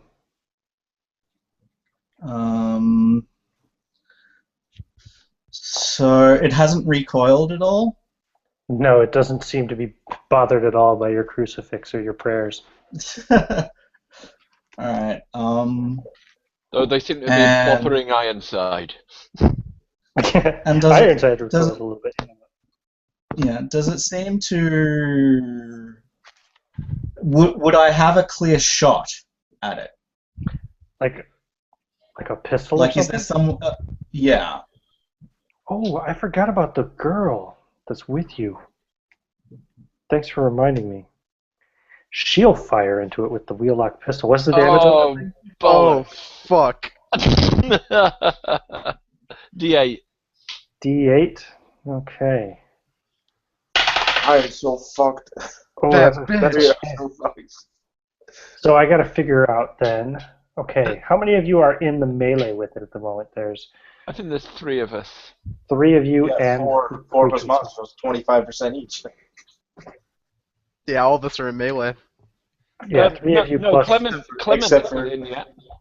Yeah, it's This it is fucking last you up? turn. Isn't this last turn? So Clement won't have been in yet. Oh, He yeah. is in. He ran in that turn. But wouldn't she have moved last turn? I mean, wouldn't her initiative been before Clement on 1? No. Or what? Okay. She's going last. Okay. She's on 0. So 4. So let's see. 1 for Clement, 2 for Alex, 3 for Ironside, and a 4 for the monster. It's Ironside. Oh. So she shoots into the melee and hits you in the arm, Ironside, for another 5 points damage. Oh, I should not have given that bitch a gun. And then it's the next initiative, and it's, Father Elias's turn. so I've just seen this woman accidentally shoot my companion. Yeah, she fired into the melee, and whenever you fire into a melee, there's, like an even chance of anybody involved in the melee. All right. What if I was to like walk in and hold my weapon right up against the creature? What weapon? My pistol. The creature's moving and everything like that. Yeah, there's no chance you hit everybody else. You can get a bonus on it if you sort of sacrifice a round. It doubles the chance of hitting the thing that you're aiming for. That's true. But really, it doesn't. It doesn't make a big lot of difference when there are this number involved. That's true. Okay. If you take a round to aim, then basically you'll have a 2, double the chance to hit the creature. Basically it'd be rolling on 5 instead of 4. So. All right. In that case, he's seen the girl shoot his companion. Mm-hmm. So he will instead strike with his staff. Okay, roll to hit. Trying to whack it over the head. So it's a D22. Uh-huh. So I rolled a natural 18. Oh, you're Plus hit. 1, which is 19. What's your damage? It's only a D4 on the staff. And I rolled a 4. Okay, it's 4 points damage. You whack it real good, and you're now also in the melee. Yep. Anna goes next. So all 4 of you are in there now. So this time Anna is attacking Father Elias. Excellent. And that's another 23. What's Anna attacking with you? Not Anna, but the creature coming out of Anna. Sorry, with its long. I'm sorry. I considred. confused Anna for the. I'm confused myself. Sorry. My bad. So you're going to take 4 points damage at least from the claw. And do you want to take an additional D4, or do you want to allow somebody else to take a D6? I will, but it'll reduce me below my hit points. It may So kill I'll be on. It may kill me. It may kill you. If you so hit, be it. if you hit -3, you're dead. So is a D4 to you or a D6 to someone else? I'll risk it. He would Okay. yeah. That's what he would do. Okay. Just this question. What? You're giving this option, but I can't. It doesn't matter too much. But what sort of happens? Well, you're never going to find out if nobody ever chooses to do it, are Okay. you? Fuck yeah. Trust me, it's something weird. But I'll just tell you what. sort of Let me get it. I'll be passing the damage. In a heartbeat. In game, how do we make this choice? I mean, what's the options that our Make it out of character game. No, your character's not making a choice. You, the player, are making the choice. Okay. It's a metagame. It's a game. It's You're a playing metagame lamentation. thing. It's a metagame thing. Yeah. Okay. Yeah. So that's another 2 points of damage to you. So you've taken a total of 6. Yep. Okay. Does that I'm on drop you to -2. You're -2. Okay, so you're still alive for the moment. Next is, so the priest goes down. Next is Ironside. You fucked up creature. He'll just try and hit it with his military pick. But because he's having to draw the weapon this time, he's got a minus Negative 2 to hit. Yep, -2. 9, 10, 11, 12, 13, I think. Just a You're second. gonna Let me miss. just. Okay. Okay. Then next is Clement Hughes. All right, I'm gonna repeat up another swing with the arquebus. Okay. Oh shit! It's an 11. Also miss. Alexander. Is the priest knocked unconscious, or is he still? Is he just down? He's down and dying. But like, is he conscious? Is my question. No, he's unconscious. So like, he's still laughing maniacally. Not at the priest, but just like he's like, oh shit. He's like, I told you it was gonna be fun, and he's like, brings the axe down again. Roll the hit. Rolled a 18. I rolled 17 by +1, so 18 No, hit. for 4 damage. Okay, so you drop the creature. You kill So it. like the second fucking swing of the hatchet just kind of like finishes the job of fucking severing its head, and it fucking just like twitches out as like the head rolls to the ground towards where the priest is And laying. the little girl pukes up the rest of the thing, essentially. And it's about 12 feet long in all once she finishes vomiting out this ropey, demon-like creature. And she collapses to the ground dead. Oh shit, that was fun! And he's just like wiping his axe off, and he's like, oh shit, this guy. And he goes over and he sees what he can do for the priest. Yeah, I can see about this whole damage thing. I can't remember that for a while. Do you continue to take damage? Is there a stabilization roll? I don't think know if there's I think one. it's like 1 point around, isn't it? Yeah, I think it is. You just keep taking damage until somebody stabilizes them or something. Is that right? I'm trying my best to save his life. Firing into melee, morale. The midwife hasn't acted yet, though. She might be able to do something. Yeah, actually, she's Yeah. pulling the trigger on the pistol again. But Oh, thank God I didn't give her multiple rounds. Thank God Yeah. she doesn't know how to load it, so it's just click. yeah. But she's probably the best one to stabilize him. She's probably got healing or something. She's completely traumatized at this point. She has no See, idea. now you know I fucking am just gonna buy the PDF because I'm using the free one and it's not like bookmarked. I can't find it. So dumb. So you're gonna try to stabilize him, weren't you, Clement? Yup. That's how I'm doing, Alexander. Yeah, I don't know. I'll just say you can do it anyway, because I can't remember how the hell it works. I'll We're say too special. Two specialists we probably can manage. Mm-hmm. Yeah. Body's like a piece of leather. I seem to recall there was some kind of rule, because if you fucked it up, you could hurt them more or something. But Hey, that sounds like it belongs in this game. You know what I mean? I'm pretty That's good tough. at sewing, so I could give him stitches and shit. Hey, that's gonna be the name of my new stall when we find a new town. Stitches and shit. You can have all the trinkets from. Oh shit. So you can stabilize the priest. I'll say he'll kind of come back into consciousness as you arrive at the priory, if you carry on towards the priory.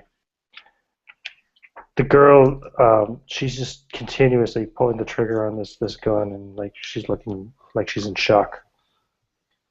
I'll take the pistol off her. Okay. I found the healing, and it's just all it says is he'll at 0 or fewer will wake up after 1d6 hours. Okay. So. Got it. So then there is no continuing damage or something. I don't think. Yeah, I guess that's actually pretty cool. The game's hard enough as it is.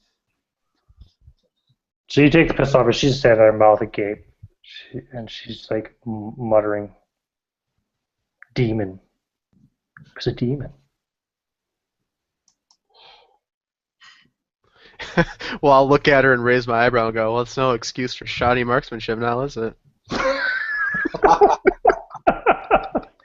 She has no idea what you're talking about. She doesn't even realize that she shot one of you. Okay. Alexander just kind of starts staring, like he stares at her, the same way he did in the office. She did hurt somebody that he said he was going to protect. Mm-hmm. But he doesn't do shit. He just stares at her. Okay.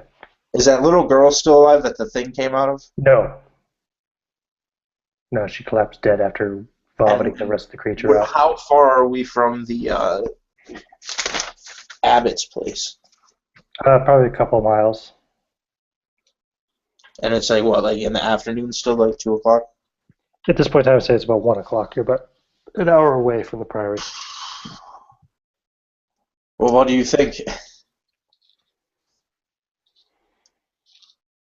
We're gonna have to bring him back to town or carry him with us. Ooh.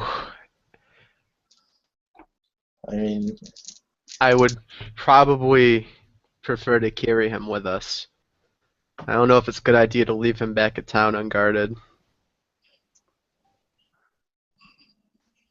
He's gonna wake up at 3, so No, he's going to wake up at 2. at 2, right? Mm-hmm. He's going to wake up in an hour. yeah, I guess we would. I'll carry him. Is the lady in any condition to help carry? I mean, Sure, she can try to help. Take one arm. She's not going to be in any condition to do anything else. She's freaked out. yeah, I definitely don't. If he tried to fucking give her a loaded pistol again, I'm gonna try to stop him.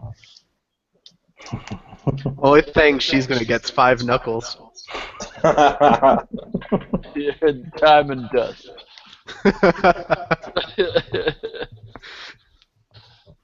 So I guess we would carry him with us. Okay, so you guys carry him on until you get to the priory. I was gonna say, while we're carrying him, I will ask Alexander kind of just in passing. So, what were you doing at a sanitarium? Oh, you know.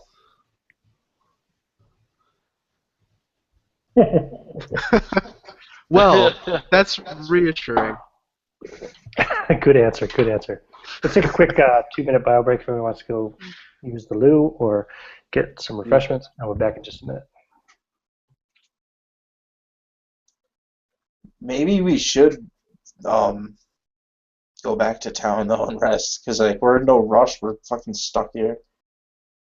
Because we can go rest for a few days, maybe, and fucking that way Matt could still fucking play. Because the whole adventure could take place within 1 hour. You know what I mean? Depending on what happens. Well, I mean, he's gonna be on 1 HP. He still can do stuff, but like he's only gonna get up to a 4. Like his maximum is 4. So Yeah, but 4, still an hour though. Unless it takes us an hour to get there. it does. Yeah, he said It does. Like it doesn't matter really either way. Like because we could probably hand wave a couple days if nothing happened. You know what I mean? Or we could get up to some hijinks.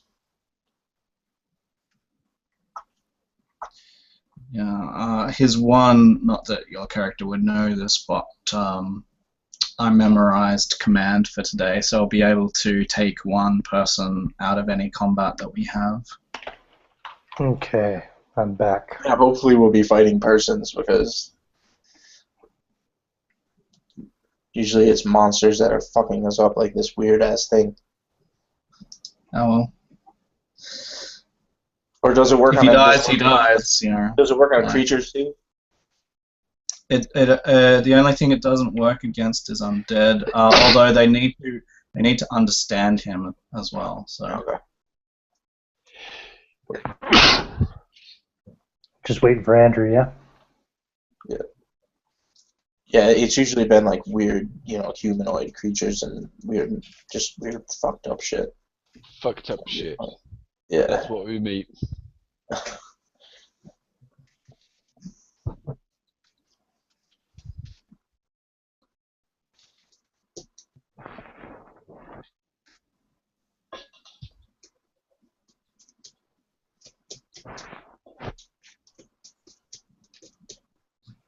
Oh, that was interesting for the first encounter anyway. Yeah, this has been Yep. fun. It Never trust children. They always house monsters. It's so funny because even though like the default kind of assumes you're kind of messed up in the head anyways for going adventuring, after like your first adventure like this, you just totally can't be right. After 3, 4, Yeah. I mean, think about the justifications that you have for thinking like that, or Ironside has for thinking like that. Like he's seen some shit. Nothing is true anymore for him.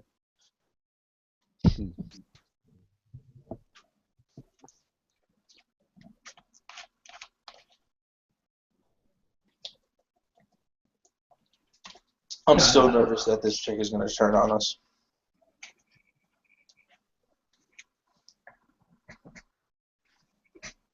But the midwife, Yeah, we'll see.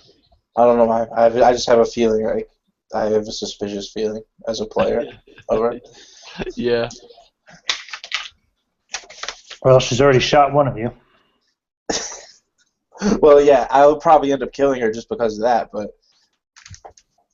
at the end.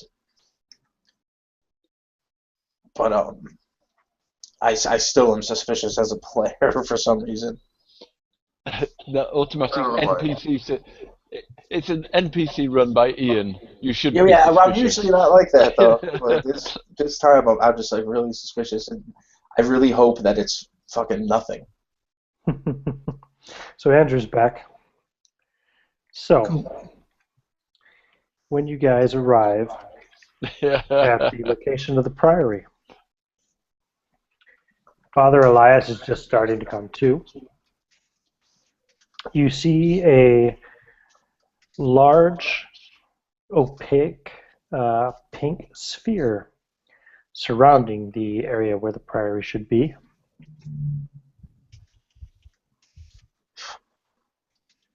As Father Elias starts waking up, Alexander like looks down and smiles at him. He's like, "Oh, hey." He's like, "I told you we were gonna have fun."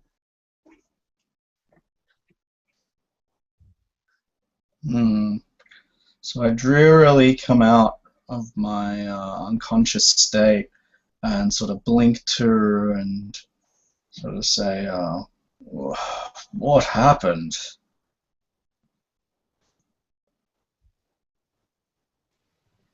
You did well, priest.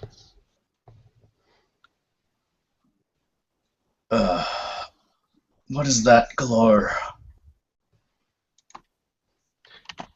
We are at the priory. This is the barrier. Yes, barrier.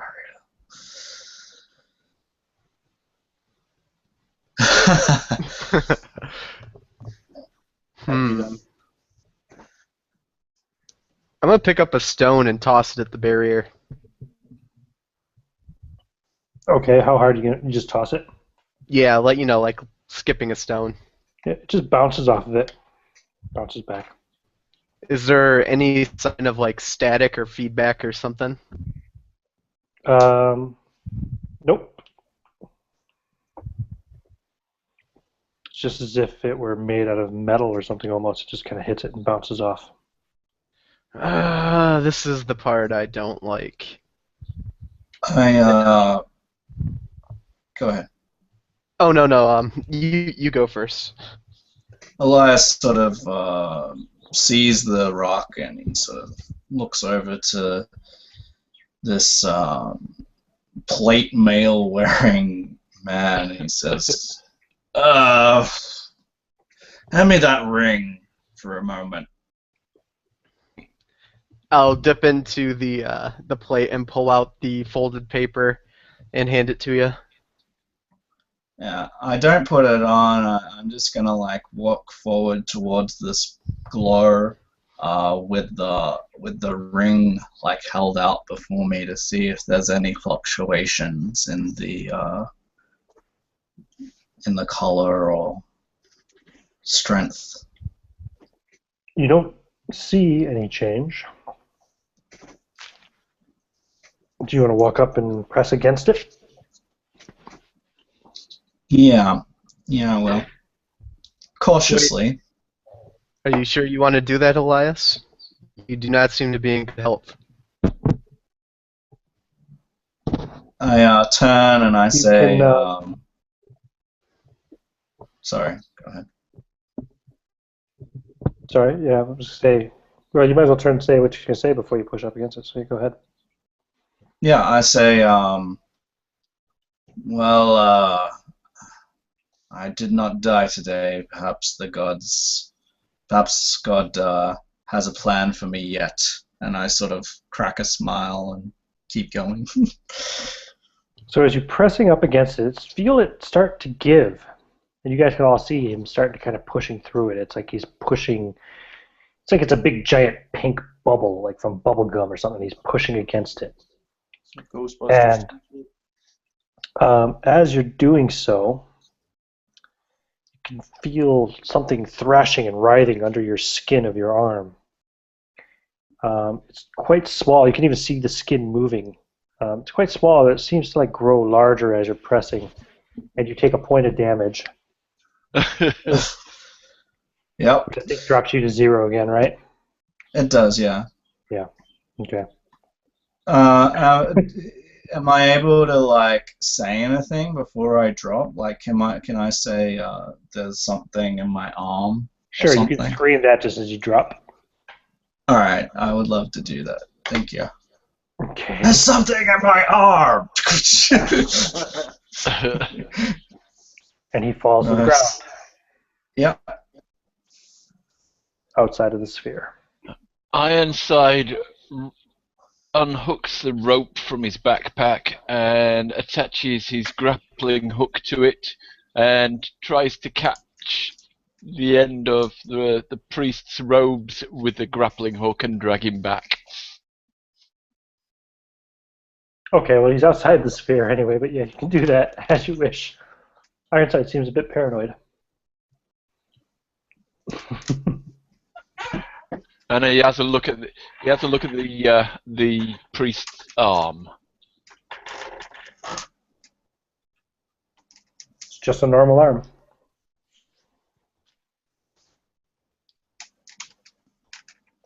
Shall I cut off his arm? No, we need to get him help. We need to bring him back to town. I love that. Should we cut off his arm? I don't know. It seems his priory will be here tomorrow. The witches aren't going anywhere. But what is an arm compared to his life? Yeah. He did say something was in it. There has to be some. There's doctors. What if he turns into one of those girl things?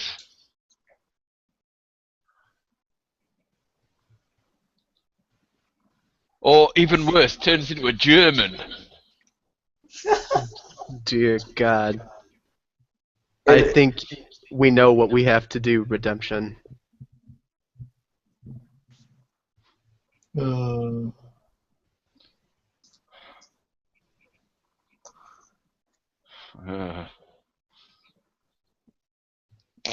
do it. Come on, man. Come on.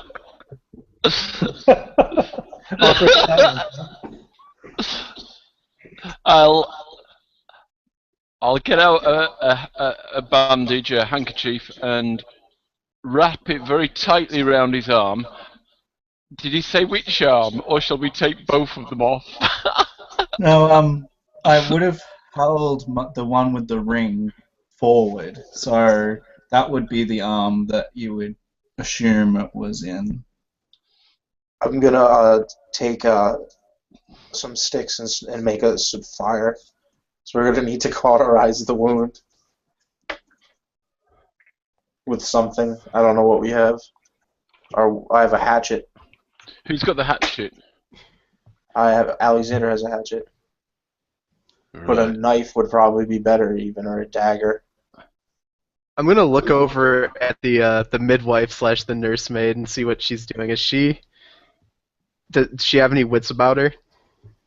She's really distant. She's really traumatized. I'm gonna grab her and shake her and snap my fingers in her face. She comes to a little bit, kind of looking. She's like, "What? What? Hey, hey, hey! What? We need you to look at something. Look at what? His arm. Tell us, is there anything Oh, wrong with his We're arm? here. It's the priory. Whose arm? I turned and looked down at the priest. The one with the ring on it. He said something was inside it.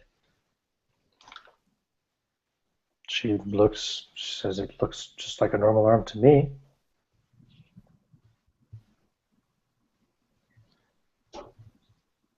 What happened to him? He touched that barrier.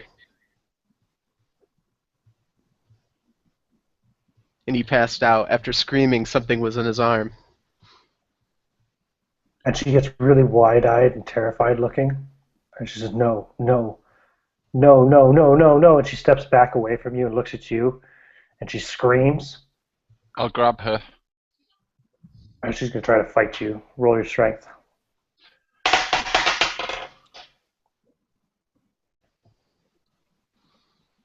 I fail, actually.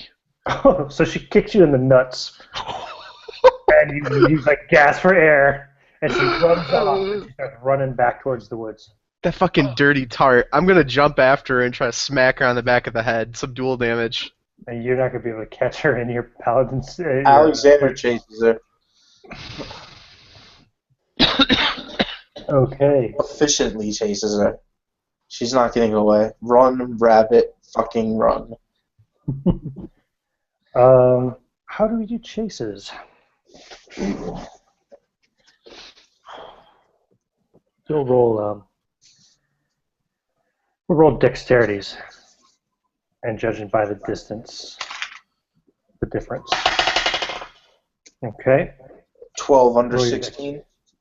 Oh yeah. Okay. You'll catch her within about 100 feet. I was just laughing maniacally the whole way. I run up and I jump and I grab her, from the shoulder and just wrestle her down to the ground and just like hold her there, just laughing and laughing and laughing.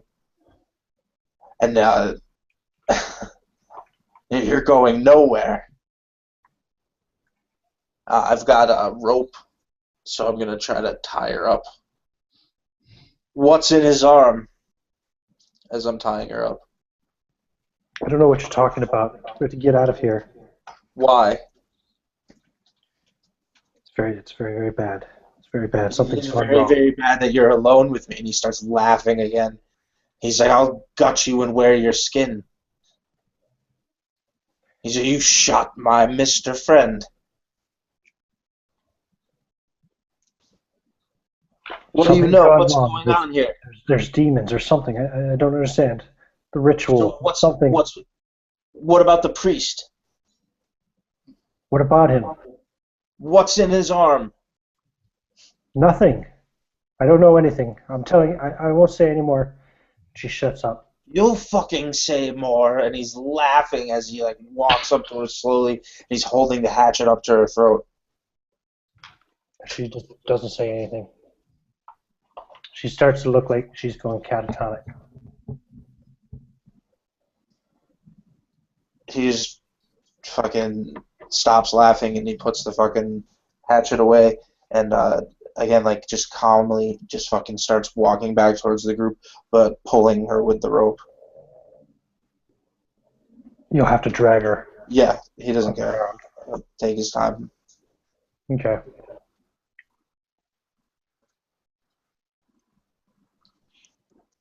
So he's dragging her back, bound in rope and dragging her along the ground. I'm Jason from Friday the 13th now, essentially. I'm giving Redemption my water skin. It's important to hydrate in times like this. He takes a big long gulp and then spits it out. Water! Fucking hell. At this moment, from beneath the cleric's or priest's robes, you see a very expensive bottle of wine roll out. Oh, wait. What is this? You should always check under a cleric's robes. I think about drinking it for a second, but then I remember back to what happened last time I got drunk. And I'll just hand it to Redemption. Drunk before a mission. He'll actually pour some of it on his wounds and drink a bit. And then I'll jump up and down a bit. You can hear my breastplate rattling, and I'll say, "I hear this helps." I'll walk it off and pace up and down. I'll watch you as you walk away and say, "Poor boy, shattered his jewels." Well, Alex is dragging the girl back. What do you guys want to do now?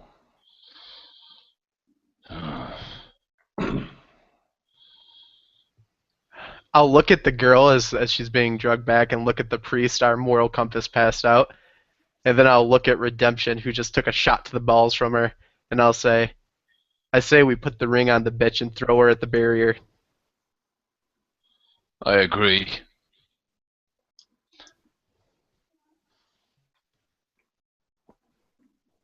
He just kind of Alexander says nothing. He just like kind of pushes her over towards you. So I'll kneel down and take the ring off the priest and slip it on the woman's finger and say, "This is the only ring a man's going to give you, cunt." You push her you push her right into the yeah. And as you do so, again, now you can see something thrashing and writhing under his skin. It starts off small and it starts to grow larger, and she's screaming. As it continues to do so, it grows and grows. Do you want me to cut off your arm? I The say. ructions beneath her skin spread across her entire body. Eventually, then, her skin begins to slough off, melting off of her body, revealing a perfect copy of herself covered in blood beneath. And she steps back out of the barrier, looking at you. And she dives at you, Redemption. Ah, women! They never learn! Let's see. That's going to be a 12. Is that going to hit you? No. Okay, so she dives at you with her hands now. She's like clawing at you with her hands and trying to bite at you. It's initiative. Ooh, she's on 8. On 2. 6. 4. I'll roll randomly to determine this time. Okay, this time she goes for Clement Hughes. And that's a 20. She actually hits. Ooh. She doesn't go for the plate. She actually grabs you by the neck and starts digging her claws, or they're just normal fingernails, but she's digging them into the skin around your neck for 3 points of damage. And she's trying to bite at your face. And who was on 6? I was. Alex, okay. Yeah, he's just like, what is it, -2 to pull out a weapon and attack? That's correct, -2 to your attack roll. Alright, so he's just like pulls the hatchet out from under his poncho thing and just, rams it at the side of this whatever thing. 17 for 1 damage. Oh, yeah. Okay, 1 damage. Okay, hits her. So, yeah, she just kind of slides off a little bit. Mm-hmm. Hughes, you're next. Alright, I'm going to try to bust her up with the arquebus. She's trying to choke me out. I'm coming over the head. 14. That'll hit. How much damage you do? 3 points of damage. She crumples to the ground, dead at your feet. You cave her head in. Although it looked like just like herself again underneath the skin that sloughed off, it seems a bit softer as you hit her, and there's a crunch, and the head just kind of collapses into the chest and she crashes to the ground. I'll reach underneath my conquistador plate and like shift around that white like furry lace that I have, and pull it out and see blood on my hand, and look back at the barrier. I think we better find another way in. How far are we from? They told us we couldn't leave. How far did they say we would be before we encountered the barrier? It was just on the other side of the village where you guys came in. Well, like, what about continuing past this priory? Oh, they don't know. They didn't say anything about that. Well, I'm gonna ask the others. What if they were lying about not being able to leave?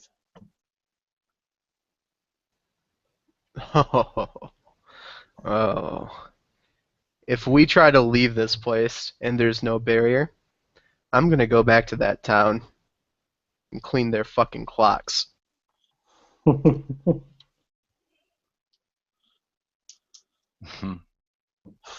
barrier's still there, though. Ian? Oh yeah, it's still there. Well, now that map you showed us, Ian, we know about those landmarks. Like we know about the lake. No, you don't. Elias does. Okay. Now, do we know about the other town? It was mentioned by the midwife earlier. So I'll say... the road does continue on beyond here, so... Didn't that Tart say something about there being another town? I don't remember, but it's where. She did. Is the priest awake yet again, or? No, he's not. Like I said before, he needs rest. He needs help more than we can give him. I agree. I need help. Yeah. Then, well, and I say, is the ring still on the fleshy body? Is the what? Is the ring still on the fleshy body of the corpse? Are you going to go over and check it? Yeah. Yeah. Yep, it is. I will take the ring off and put it back in the paper. Okay. And sorry, what were you saying, Alexander?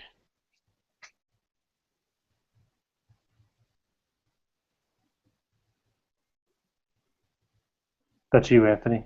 I don't. Oh, nothing apparently. So which direction do you want to go then? Back to where you came, back to the previous town? You want to go on, follow the road on beyond here to see if it goes to the other town?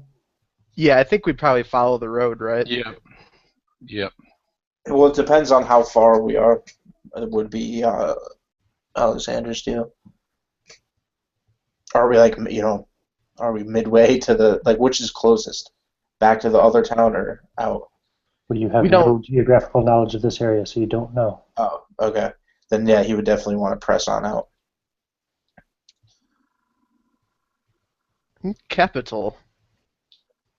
Carry the body of our unconscious priest friend. Okay, I guess they're going the other way. It's going to take you a couple of hours. Actually, carrying him, it's probably going to take you another 3 hours to get there. So he'll start to wake shortly before you arrive. And at this point in time now, we're going to say it's about 6 p.m.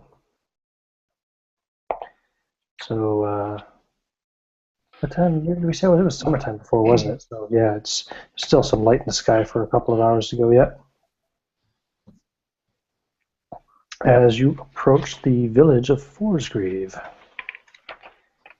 soon as I find it here in the bloody book, I'll tell you. Okay.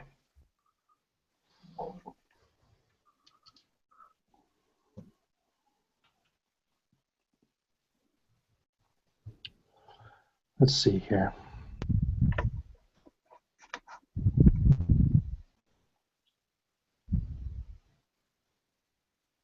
Let's make sure I understand this.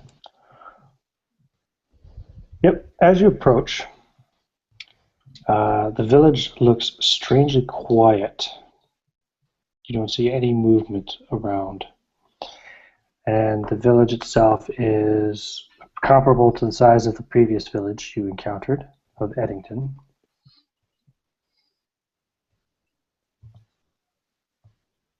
Let me see here. You see, as you're, let me just make sure I'm reading this right. Yeah, you see the abandoned village ahead. See, several houses again. Doors closed, windows closed. But you don't see anybody moving around, no signs of life. And like I said, Father Elias is semi-conscious again, at 1 hit point. I don't suppose the entire village is early sleepers. When This whole thing just doesn't seem right. When Elias comes to, he'll request to be put down, and he'll thank whoever was carrying him. He'll sort of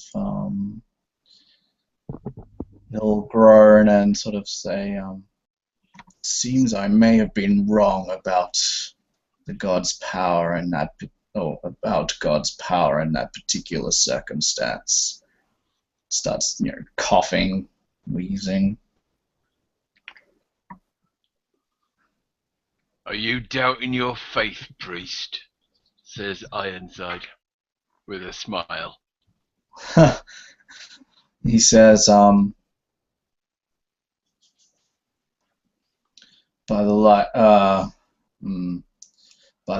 a noonday sun, I know that God exists. However, he may not have influence over this situation. I shall be his hands and feet here, and hopefully we shall find a solution.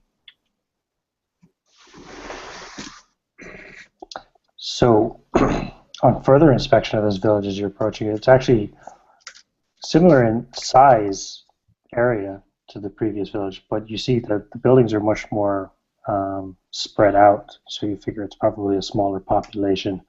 Mostly you see barns and stuff, you see a grain storage warehouse and farmhouses. Still no animals. No people. No people, and you see no animals. Is there a building that looks like it would be an inn or a tavern? Something bigger?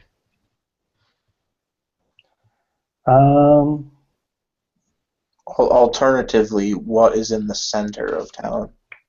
Just In take the the center of best town looking is the grain house. storage, the grain storage warehouse. Yeah, let's go for the nicest looking house. Okay. Yeah, you see a timber-framed house. As you approach it, the doors and windows are closed and seem to be locked. Well, not for long. I'm gonna pull out my specialist tools and try to pick the door. Okay. Go ahead and roll your tinkering. Crit success. Success. So you pick the lock, and then there's a quick snap, and a needle shoots out and pokes you in the finger. No. Oh no! I'm going to need you to make a saving throw versus poison, please, Clement. Okay, let me see what my poison is. It's a 12. So I need to get above a 12. 15. Okay. You feel really sick and weak. Ooh, oh. I think I pricked myself.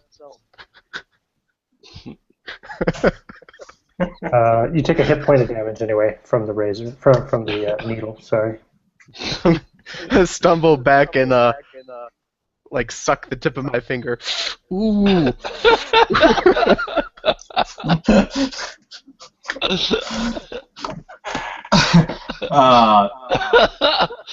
The priest will react to this. He'll sort of crumple his brow and look over this man and, you know, look over to the others, and he'll be like, "What the hell?" Okay. You're gonna open the door and go in. The priest is gonna wait for the others. He's a bit less confident now, so. Ironside will swagger into the main room, find wherever the ale is or the wine is, take a drink, Straight to the kitchen. go straight to the kitchen. There's a woman there, chained to the stove. She seems to have died from blood loss. Oh, You can see that's rather ruined my appetite. at the body that somebody chopped her feet off and cauterized the injury. Then they sliced off an inch of ankle and cauterized it, and sliced off another inch and cauterized it, and continued to do so all the way up the legs, both legs, 1 inch at a time, slicing and burning over what you assume must have taken many, many, many hours. I lose my lunch. You see a faint blood trail that goes over to the chimney. Clement feels pretty silly about whining about a pinprick now.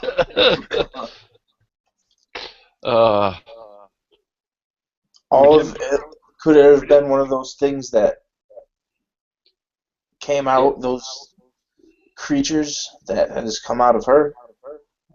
Getting under your skin. And then he looks at the priest.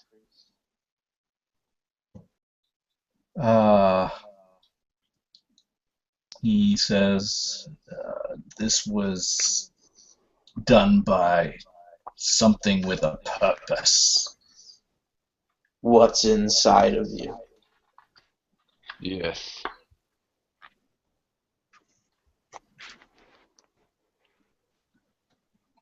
He's asking what's inside of me? Didn't something you say you felt something inside of your arm when you touched the area? And we were contemplating amputating it. Oh, Too late now. And now it looks like the person who Unbeknownst took to you. it came out of him. We fought someone, some shit came out of him, and it looks like some shit came out of this person. It seems like a pattern. yes, I remember a feeling. I'm worried that you're infected. So he says, I remember a feeling in my arm, but I do not feel it anymore. I think that perhaps I was not inside of that area for long enough for it to have its full effect. But I did feel great racking pain. I'm just going to keep my eye on him as best as I can, Ian, for the rest of the while. Yeah, fair enough. Okay. I'm going to start a methodical search to loot this house. And yeah, me too. But also looking for anything written recently. No, there's nothing written. Okay. And you know, it looks like, from just searching the house, it looks like this woman lived here alone. She's not particularly young. And you also know that most women, in this time period are illiterate. Literacy among women is discouraged. I'm sorry. I just wanted to say I'm not making it obvious. Like, I'm keeping an eye on. I'm not trying to be a jerk. No problem. I just don't want something to pop out of him and be completely unaware. It looks like somebody has already rifled through most of the stuff in this house and looted it. You can see where, somebody's already rifled through and looted this place. But you do find a locked chest in the bedroom. Oh, don't mind. I suggest you check for needles first. You don't want to prick your finger again. I'm notoriously bad at spotting traps. And are any of you familiar with trapping devices? No. I wouldn't even go in through the house. I would sort of probably sit at the door trying to get some air. I can't remember whose trap checking technique this was in the old house, but I like this style myself. I'll pick up the chest and throw it out the window. You throw it through the glass window? Through the upstairs glass window. Oh, there's no upstairs. Ah. Then I'll take it out, throw it in the air, and run away. Okay. Throw it against a rock, something like that. Okay. I'll follow him, taking notes.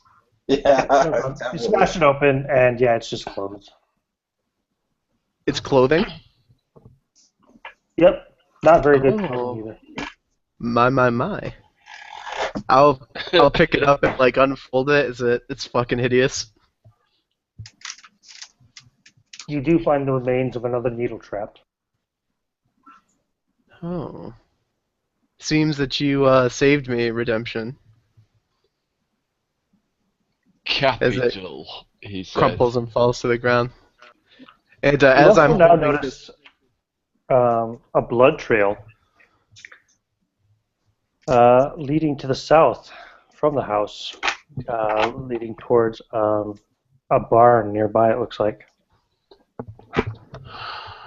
It's worth investigating this. Yes, I think so. Is there a road out of this town? Yes, there is. Continuing east, you have to go south and then east, but you know, yeah. I don't know. Poison death traps, and that's 2 needle traps. I don't know. What if we just keep going?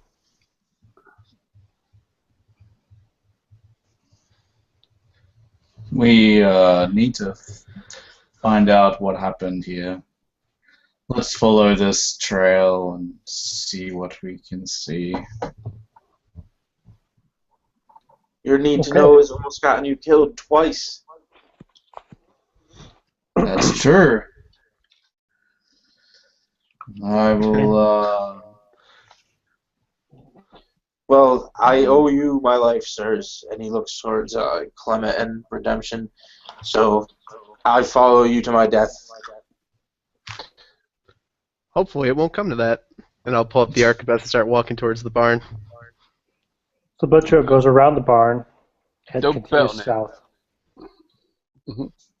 And then it brings you to a fallow field, and you find 3 men who have been castrated, impaled on wooden spits, and roasted.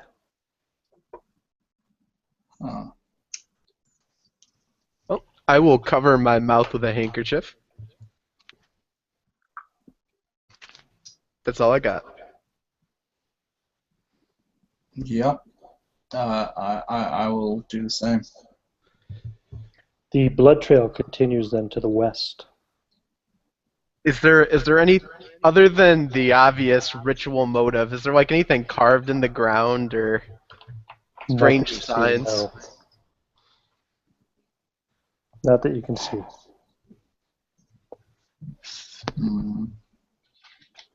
Witchcraft You hear indeed. a sound which seems strange to you.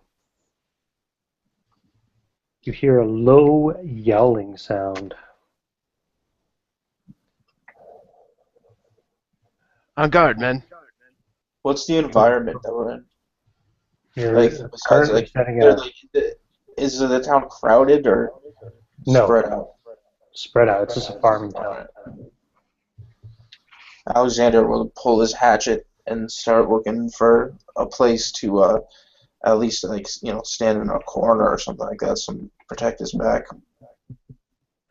And You Ironside will nod and follow Alexander. the yowling is coming from the north direction you've just come from, and as it gets closer and grows in volume, you see looks like about 10 cats slowly, carefully, deliberately stalking towards you. Oh, God. I'll pass one of my pistols on to Elias. I've got one, thank you. Okay. How far are they? He's like, give me that thing, and he's reaching for it. That Elias turns it down. About 100 feet away. Well, I will be raising the arquebus, and I'm going to wait until they get within about 50 feet before I shoot.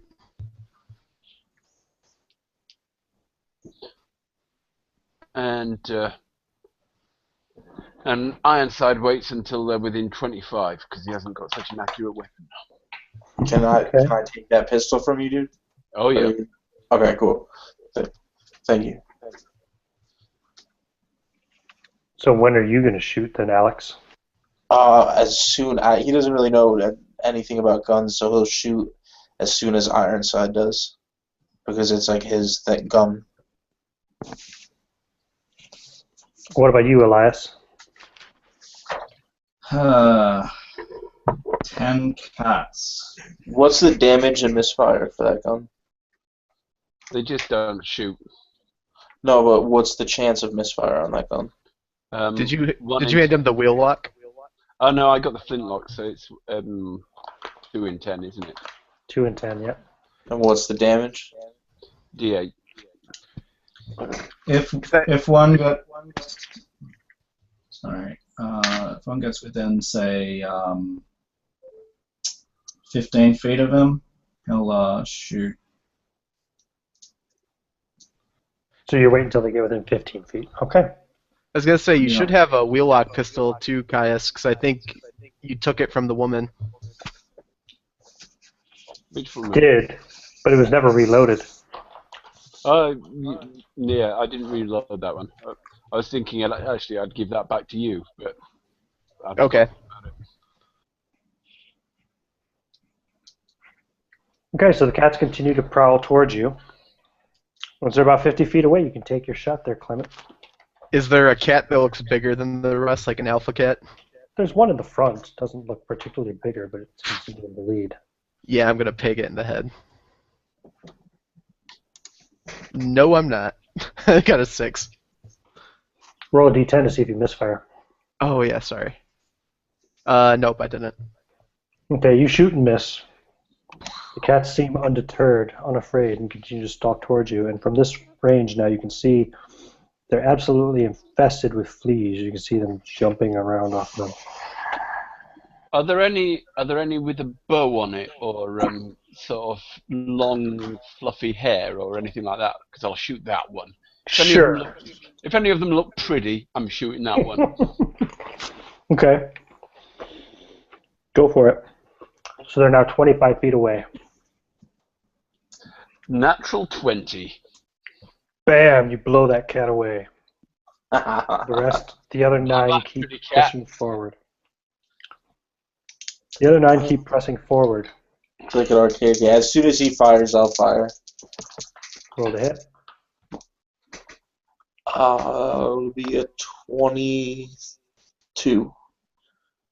But I fired successfully and for 6 damage. No, I didn't roll my misfire. Sorry.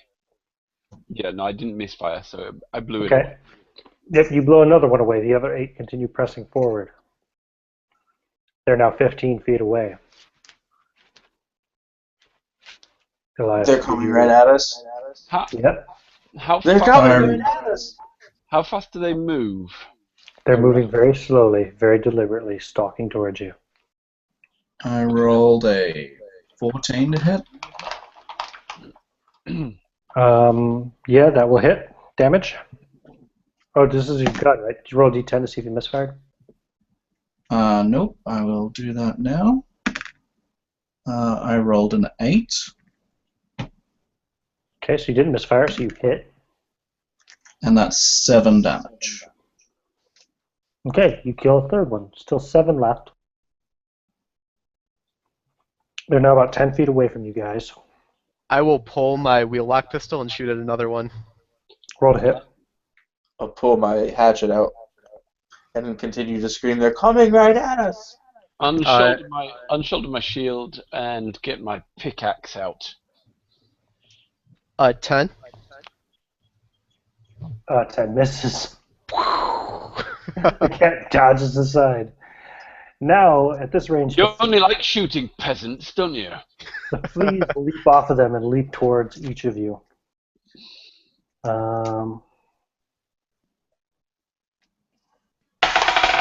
So we start with Clement Hughes. Flea jumps on you and tries to bite you, but bites your armor instead.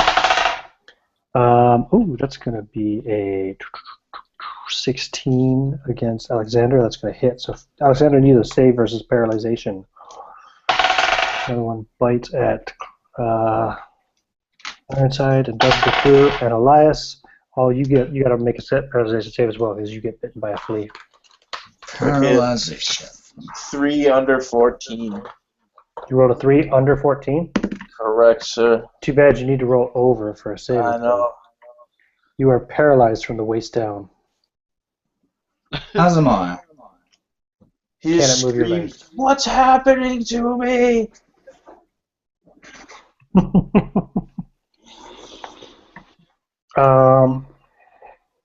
So let's see, how many cats were left here? There were still 7 cats. Okay, it's initiative. Cats are on 4. 5. 2. 2. 7, apparently. You go first, Elias. You're really good on initiative. Yeah, I keep on rolling 6s.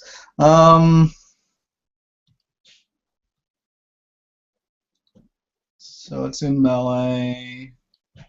I try to hit it with my staff, I guess.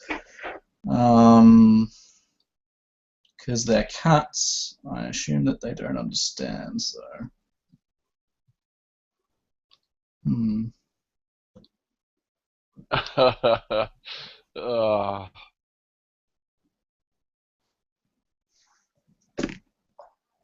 That's 17 to hit.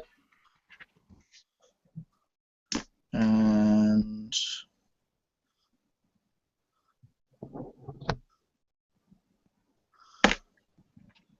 3 damage.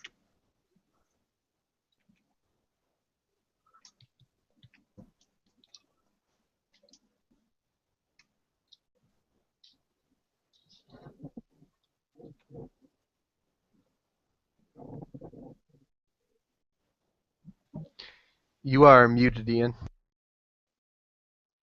Oh, that's interesting. Sorry, Elias, go ahead and roll another paralyzation save as you swing and hit this cat and kill it. There are only 6 remaining now. Another paralyzation save. I need to roll over, right? Yeah. I fail again. Okay, so the momentum of your swing brings you falling to the ground. You still can't move your legs. You're now prone. Okay. And I believe, Alexander, you were on 5? Correct.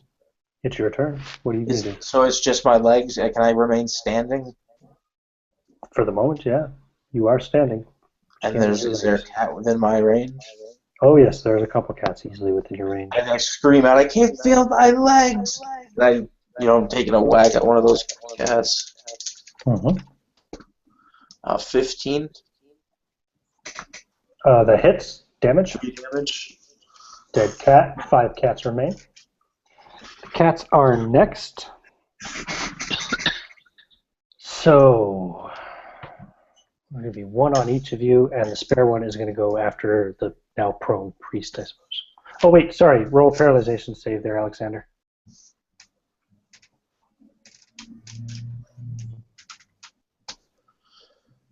Seven under 14.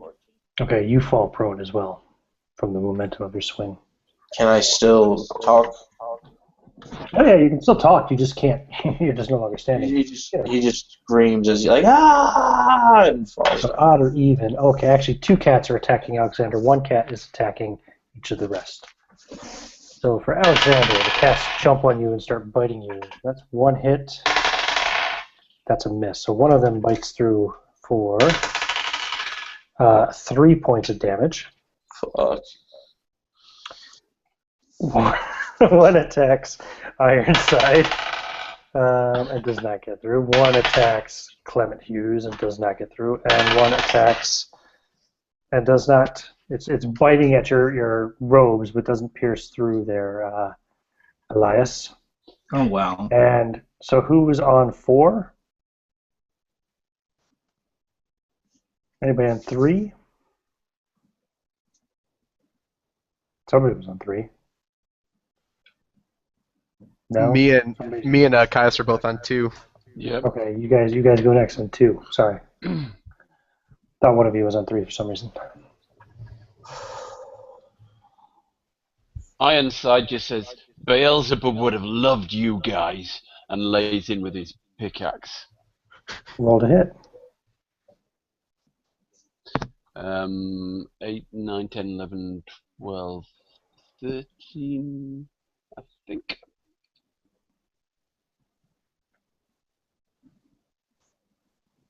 Is a 13 hit? Oh yeah, that's hit. Sorry. So it's there's no adjustment to damage, is there? It's just a straight dice roll. Yep, straight dice. 2. Okay, that kills the cat. There's 4 remaining. Clement. Alright, I'm going to try to swat one of them with my arquebus like a golf club. Roll to hit. 13. That will hit. Damage. 1 point of damage. Okay, you hit it, it yowls, and it continues to try and attack you. And now you all hear more yowling coming from the east and the northwest. And you can see, looks like more packs of cats moving in this direction. So everybody roll initiative. Oh, I forgot the fleas. Hold on a second. Sorry, more flea attacks. Clement. None of them get through your armor. So there are going to be 2 on Ironside. No. Ironside, I need a paralyzation save. This second, let me have a look.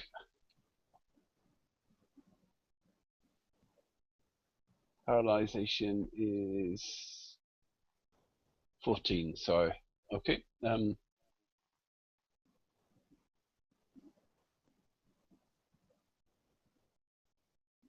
19, so I'm all right.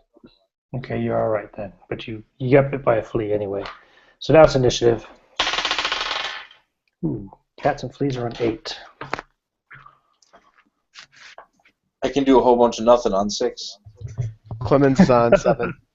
You can still swing your weapon while prone. It's just... Well, I'm prone, not completely paralyzed. No, you're just prone. You just can't move your legs. Okay. Elias is on 4.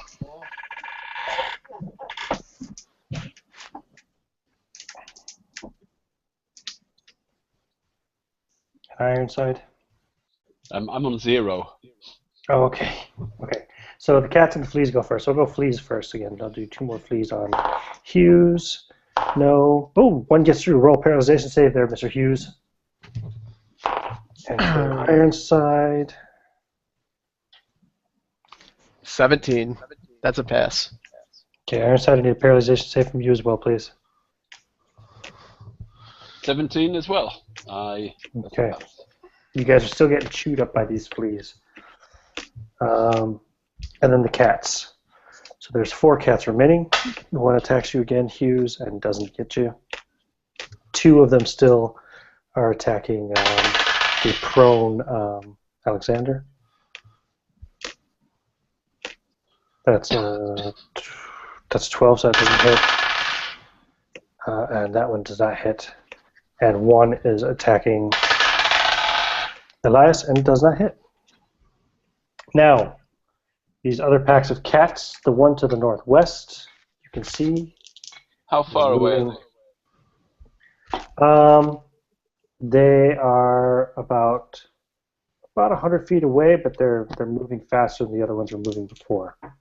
Okay. They'll get to you guys in 2 rounds. There are 7 to the northwest, and there are 12 to the east. Oh.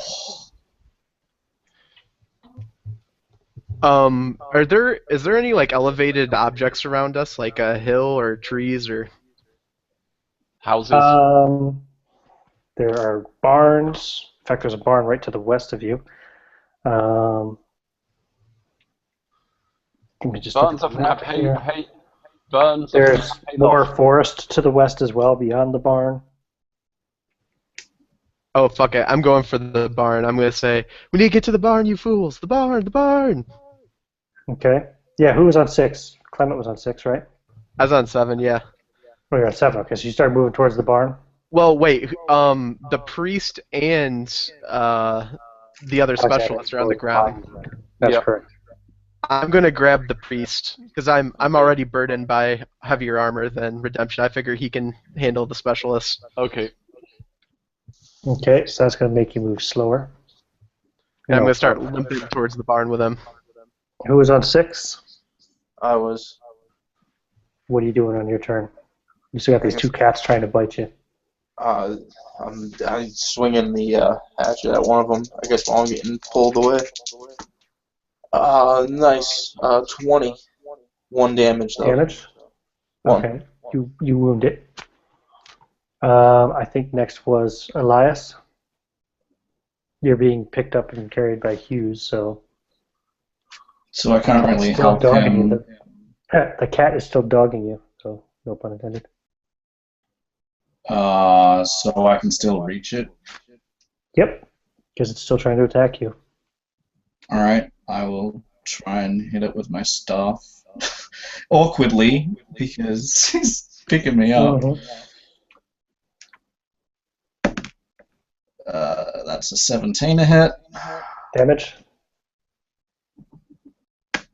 3. You drop that cat. And Ironside.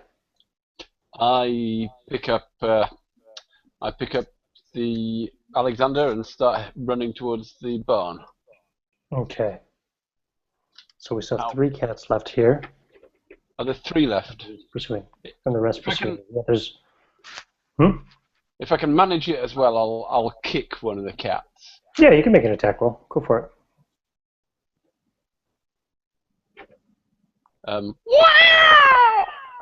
Damage? 2. Yep, you kill one of the cats. So there's 1 cat on each pair at this stage. So the next round, it's initiative again. Cats are on 6. 5. 1. 5. 2. Nobody beat 6. Okay, so... Oh, that's a critical hit. I need a saving throw from you there for paralyzation again, Hughes. And that's a 15 for Ironside. Yeah, my armor class. Fucking 18. I need another saving throw from you too, Ironside. No, Ironside doesn't make his save. Ironside, as he's trying to carry the other guy away, gets bit by a flea, loses motion of his legs, and collapses to the ground with a crash.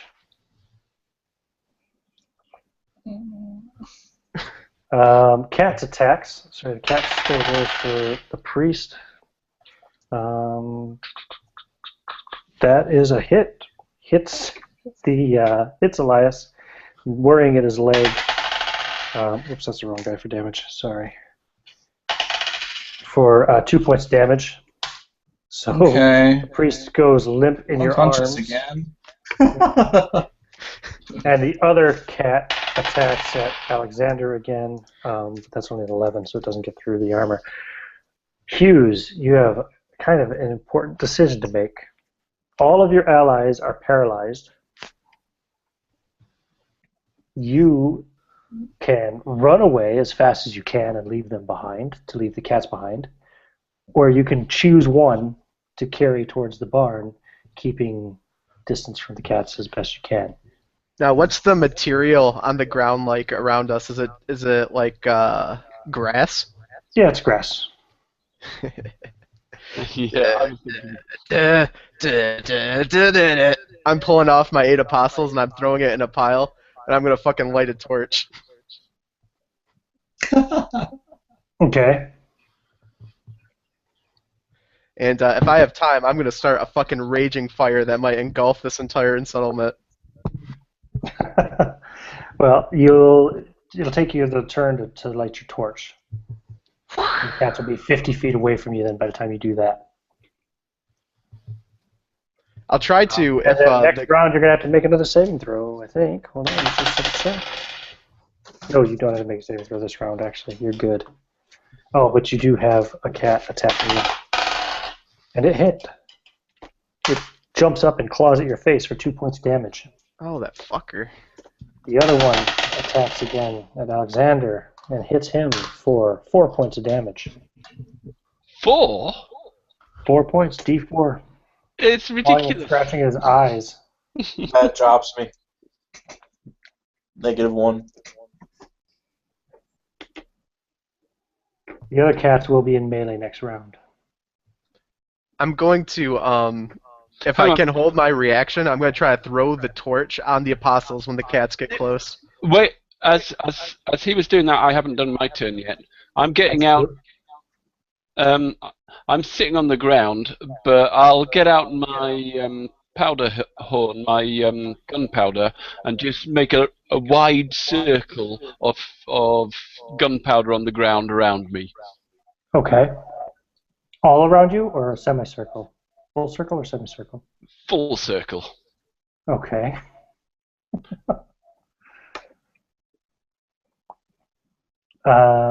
Right, so it's going to be initiative on the next round then.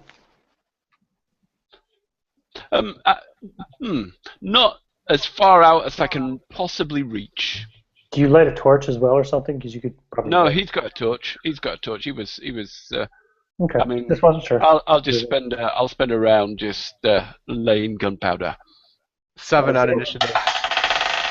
Cats are on 6. Alright, so I'm going to ready the torch to throw it. Well, it's more of a toss, really, because it's not that far from the gunpowder. I'm going to toss the torch on the powder pile when they get close. Okay. Fire kicks up. Spreads. Did you connect your circle in a way so that it would go up at the same time, Redemption, or would it require separate lighting? No, it'll go up at the same time. Redemption is encircled in a circle of flame. So you're completely in a circle of flame, Redemption? Yes, he is. The cats, a couple of the cats probably get burned and caught up in it. The others start to move back and start to kind of flank around slowly.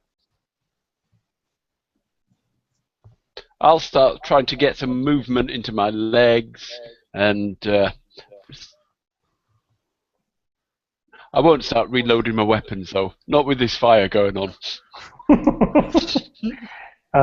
What's your next move, Hughes? How thick is the wall of fire?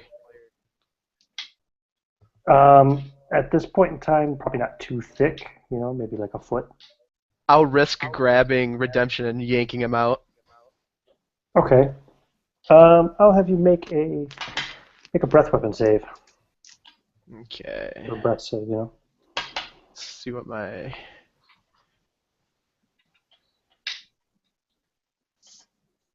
And Redemption, you make one too. As he's dragging you through the fire.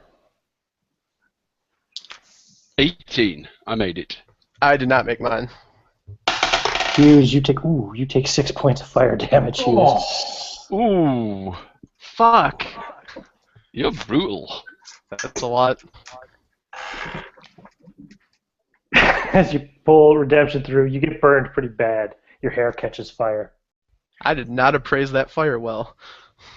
But you got it through, and you could pat out the fire on your head pretty quickly. Yeah, I will. Yeah, And the then cats are flanking around. They're moving around, trying to come around the wall of fire to get to you. how far is the house from the barn?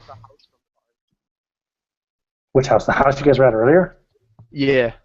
Oh, that's pretty far, because you guys traveled well to the south first to another barn, and then beyond that to another field where you found the 3 men, and that's pretty much kind of where you are. You're still in that field. All right, fuck it. I go for the barn. Okay. Taking Ironside, dragging him along with you.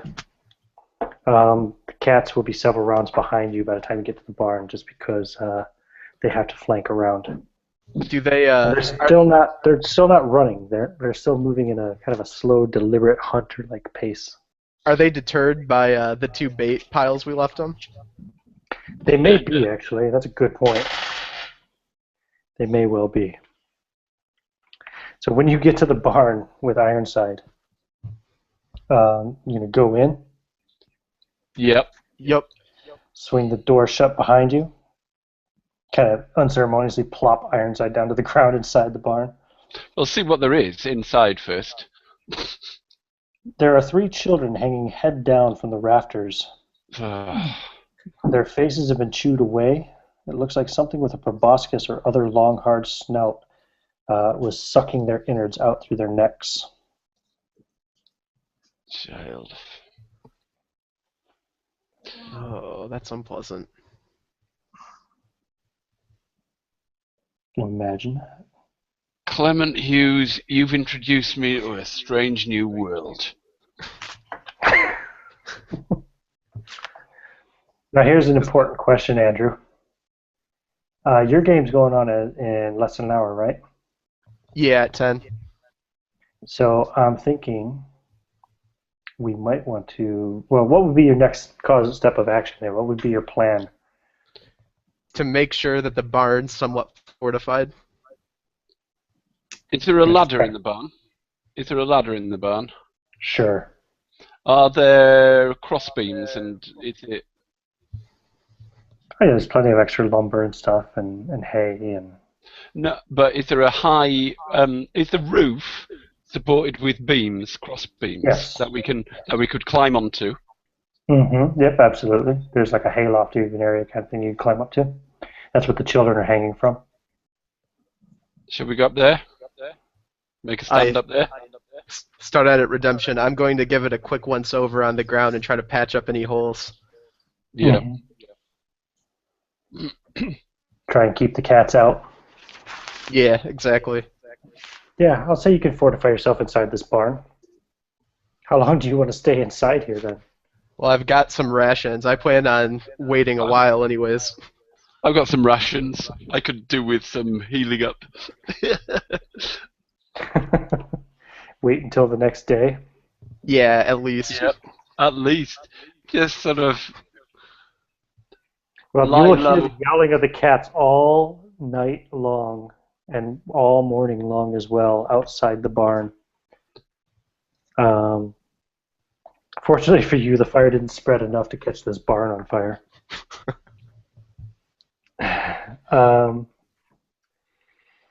About 10 o'clock the next morning,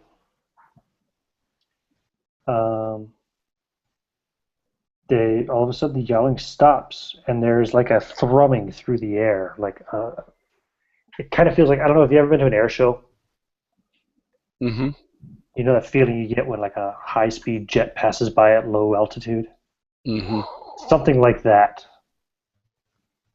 And you just feel like even the ground and the barn, everything, your cells, your equipment, everything kind of thrums with this vibration. And the yowling is gone. And that's it. That's all everything just feels kind of back to normal then, as normal could be. Well, Ironside, you regained the use of your legs around the middle of the night.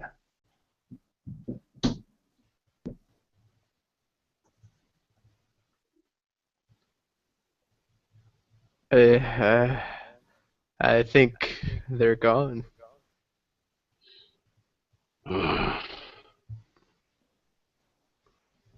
I don't like witches. How much HP did we regain, Ian? Oh, what, for resting a night? Yeah. Yep. I think you, if I recall correctly, you get a single HP, and then if you manage to rest for a day with medical attention or something like that, you can get like up to 3 more hit points a day or something like that. So you only got a hit point back, 1. Okay. I'm pretty beat up. That woman shooting me and that child. I suggest we kind of camp up here. Maybe go out and get some. I've got some supplies. You've got some supplies. We can hold up here until we feel better, and then when we're feeling a bit better, go out and check. Around the afternoon, then, you can hear noises outside. You hear voices, and somebody's trying to open the barn door. Can I assume that we've reloaded all of our guns? Sure, Yeah. absolutely. You've been in here for close to, well, not close to 12 hours, but it's been in here overnight and everything, yeah, so. Well, I will lay prone on the Okay, beam you've been and here well aim. over 12 hours, sorry. I'm going to lay prone on the beam and aim the arquebus at the door. Me Okay. me too, but I've only got my pistols. When they realize the door is locked, barricaded, the voices stop. And then there's an explosion of wood as the barn door just explodes inward with a great force of magic. Turns into splinters. Roll paralyzation saves to dodge flying shards of wooden splinters and such. Do I get some kind of advantage since I'm prone? Yes. Yeah. Let you both roll. Go ahead and just roll advantage. Roll twice and take the best result. I got 17. Yeah, So yeah. I made my save. I make my save too. Okay, Right on the so money. Don't take damage for that. And a woman saunters in, followed by 5 other women. This woman she's a dark-eyed woman in her 30s. She's very thin lips and a pointed chin. She is nude except for a red sash that she wears around her waist, and she has an ivory wand strapped to her forearm. The women behind her are in a assorted bunch. In fact, I have an image here. It'd probably be easier just to show you pictures of these women. See here. I don't know. Can you see a lot of them? Yeah. Yep. They're all clothed, unlike their leader, who is completely naked but for the red sash. But the interesting thing about the clothes that they're wearing is they're all clothes that women are forbidden to wear. You know, silk garments, curved French hoods, embroidered hats, bonnets with ostrich feathers, whalebone farthingales, you know. And they all seem to have their skins like lightened and their lips are reddened.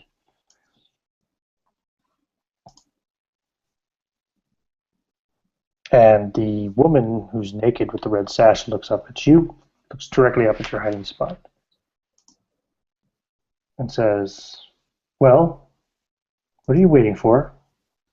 Take your shots. Let's get it over with." How goes the weather in southeast England? What are you doing here, barricaded up in this barn? We were attacked by demon cats while we were trying to journey to the coast.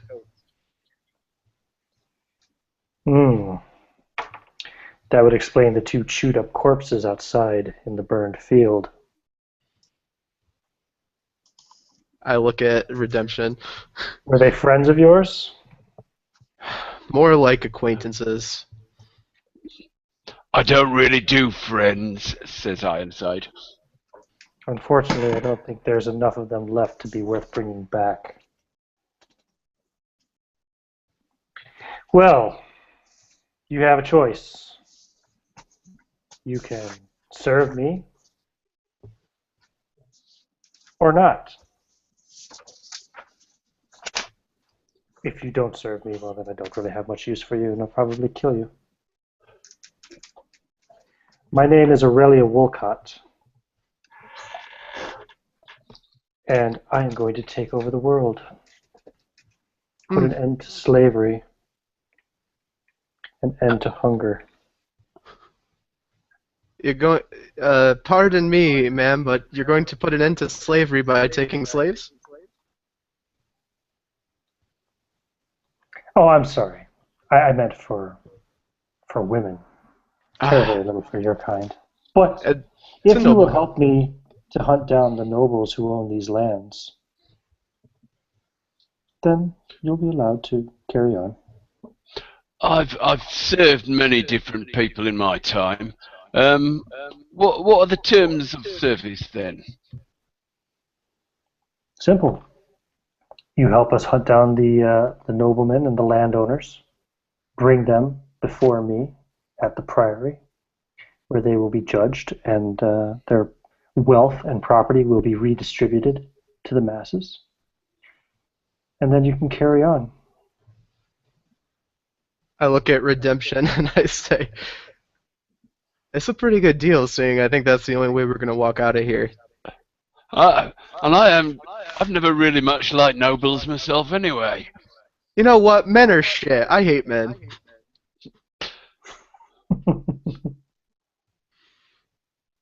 Excellent. Well, please come down. You look like you could use a good warm bath and maybe a hot meal. We want you at your best if you're going to bring these evil men to justice. Yeah. Agreed. We killed one evil man when we came here, actually. Oh, that was you. Of course it was. I should know. Very good. Well then, you can continue your good work. Please, come. It's a long walk back to the priory, but the weather is pleasant at least. She smiles and she turns and walks out. Okay, when she turns to walk away, I want to sneak attack shoot her in the back of the head. Go for it. Roll to hit. Alright, now sneak attack gives a +2, right? It's a plus, I think. Yeah, it is a +2. You're right. It's always a +2. And can we assume that I've had my gun on her for like 20 seconds? Sure. I mean, that's fucking aiming right there. Mm-hmm. Fuck me. It's 13. 13. You shoot her right in the back of the head. Okay, I'll roll damage. Well, let me make sure I don't misfire. I don't. Woohoo! But that's close. Good thing it's a Go ahead, roll flintlock. damage. Okay.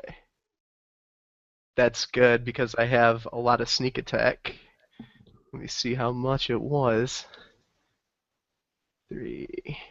Times however many dots you have in it. 18 damage. So you shoot her right in the back of the head. Her head kind of lurches forward, and she stands back up straight again and turns her head to the side, and her neck pops. And you can see, basically the bullet falls out from amongst her hair and drops to the ground behind her. And she turns and looks up at you. She says, "That was very, very foolish." I will say to Redemption, well, was a good run, old boy. I'll pull out my dagger. I want you to make a saving throw versus magic, please. Both of us? No, just use.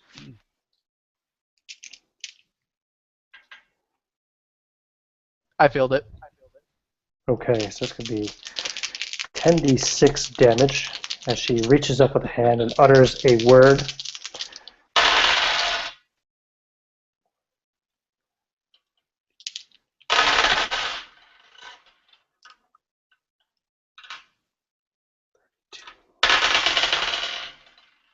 Oh shit. Okay, that's 44 points of damage. Well, my body explodes like a piñata full of deliciously chocolate-wrapped treats. Your armor shoots upright straight, like it's standing like a suit of armor would. It was on display. And your skin is pulled through all of the cracks and edifices in whatever possible holes could be found in the armor. The bulk of it, most of it comes up through the neck hole, but other bits get slid through the rest of it.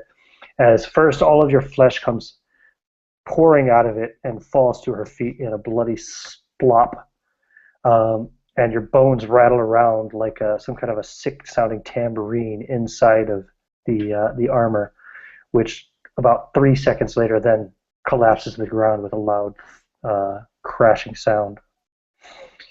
And she looks at you, Ironside, and says, "Anything else, or will we carry on?" No, let's carry on, says Ironside. "Come along, then." And this time she stands there and watches and waits for you to come down.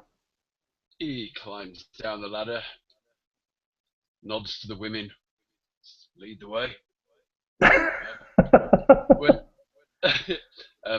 This bath, who's gonna bathe me? He says, looking at the women.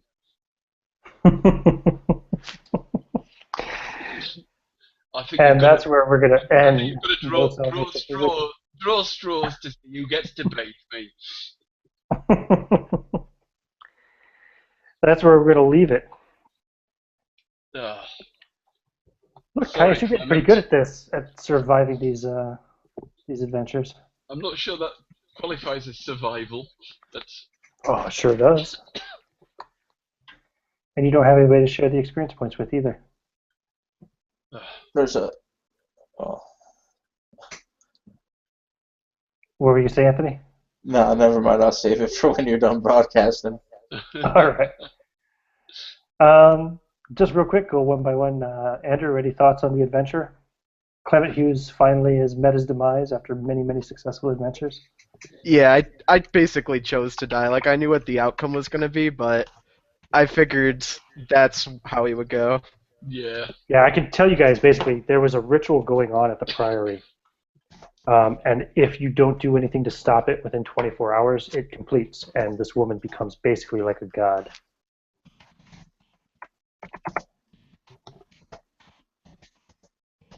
Anthony, any thoughts on the No Salvation for Witches? I don't know. Yeah, it was fun. Like I said. Cool. All right. Caius? Brutal. Who was taken out by fleas? Because there was that sort of, there was the thing on the one-shot group about ignominious deaths, and I think being taken out by fleas qualifies as a sort of ignominious way for your character to die. Fleas and cats. That was pretty much the end. What ended Alexander and Elias, because they were paralyzed by the fleas, and then they'd have been slowly eaten by the cats. Yeah, that's what I figured. Taken down or killed by the fire shortly after. It's not the worst way to die. At least we didn't get killed by some demons. Poor Matt's first Lamentations game, and he spent half of it unconscious. Yeah. Yeah, that's the character design fault. I mean, Jesus. Sorry I had to drop you, Matt, and pick him up, but you were unconscious, and I thought I might need him to survive. It's all good, man. Like, no need to apologize. You carried me a long way. I mean, you didn't have to do that, so... Okay, well, then in that case, I'm going to... I really like the sneak attack rules. Like, that's really cool. You do, like, a massive amount of damage. Oh, yeah. That's, Definitely. that's fun, I guess. That was a fun character. Okay, well, I'm going to stop the broadcast then, and we can chat afterwards. So, thanks for watching.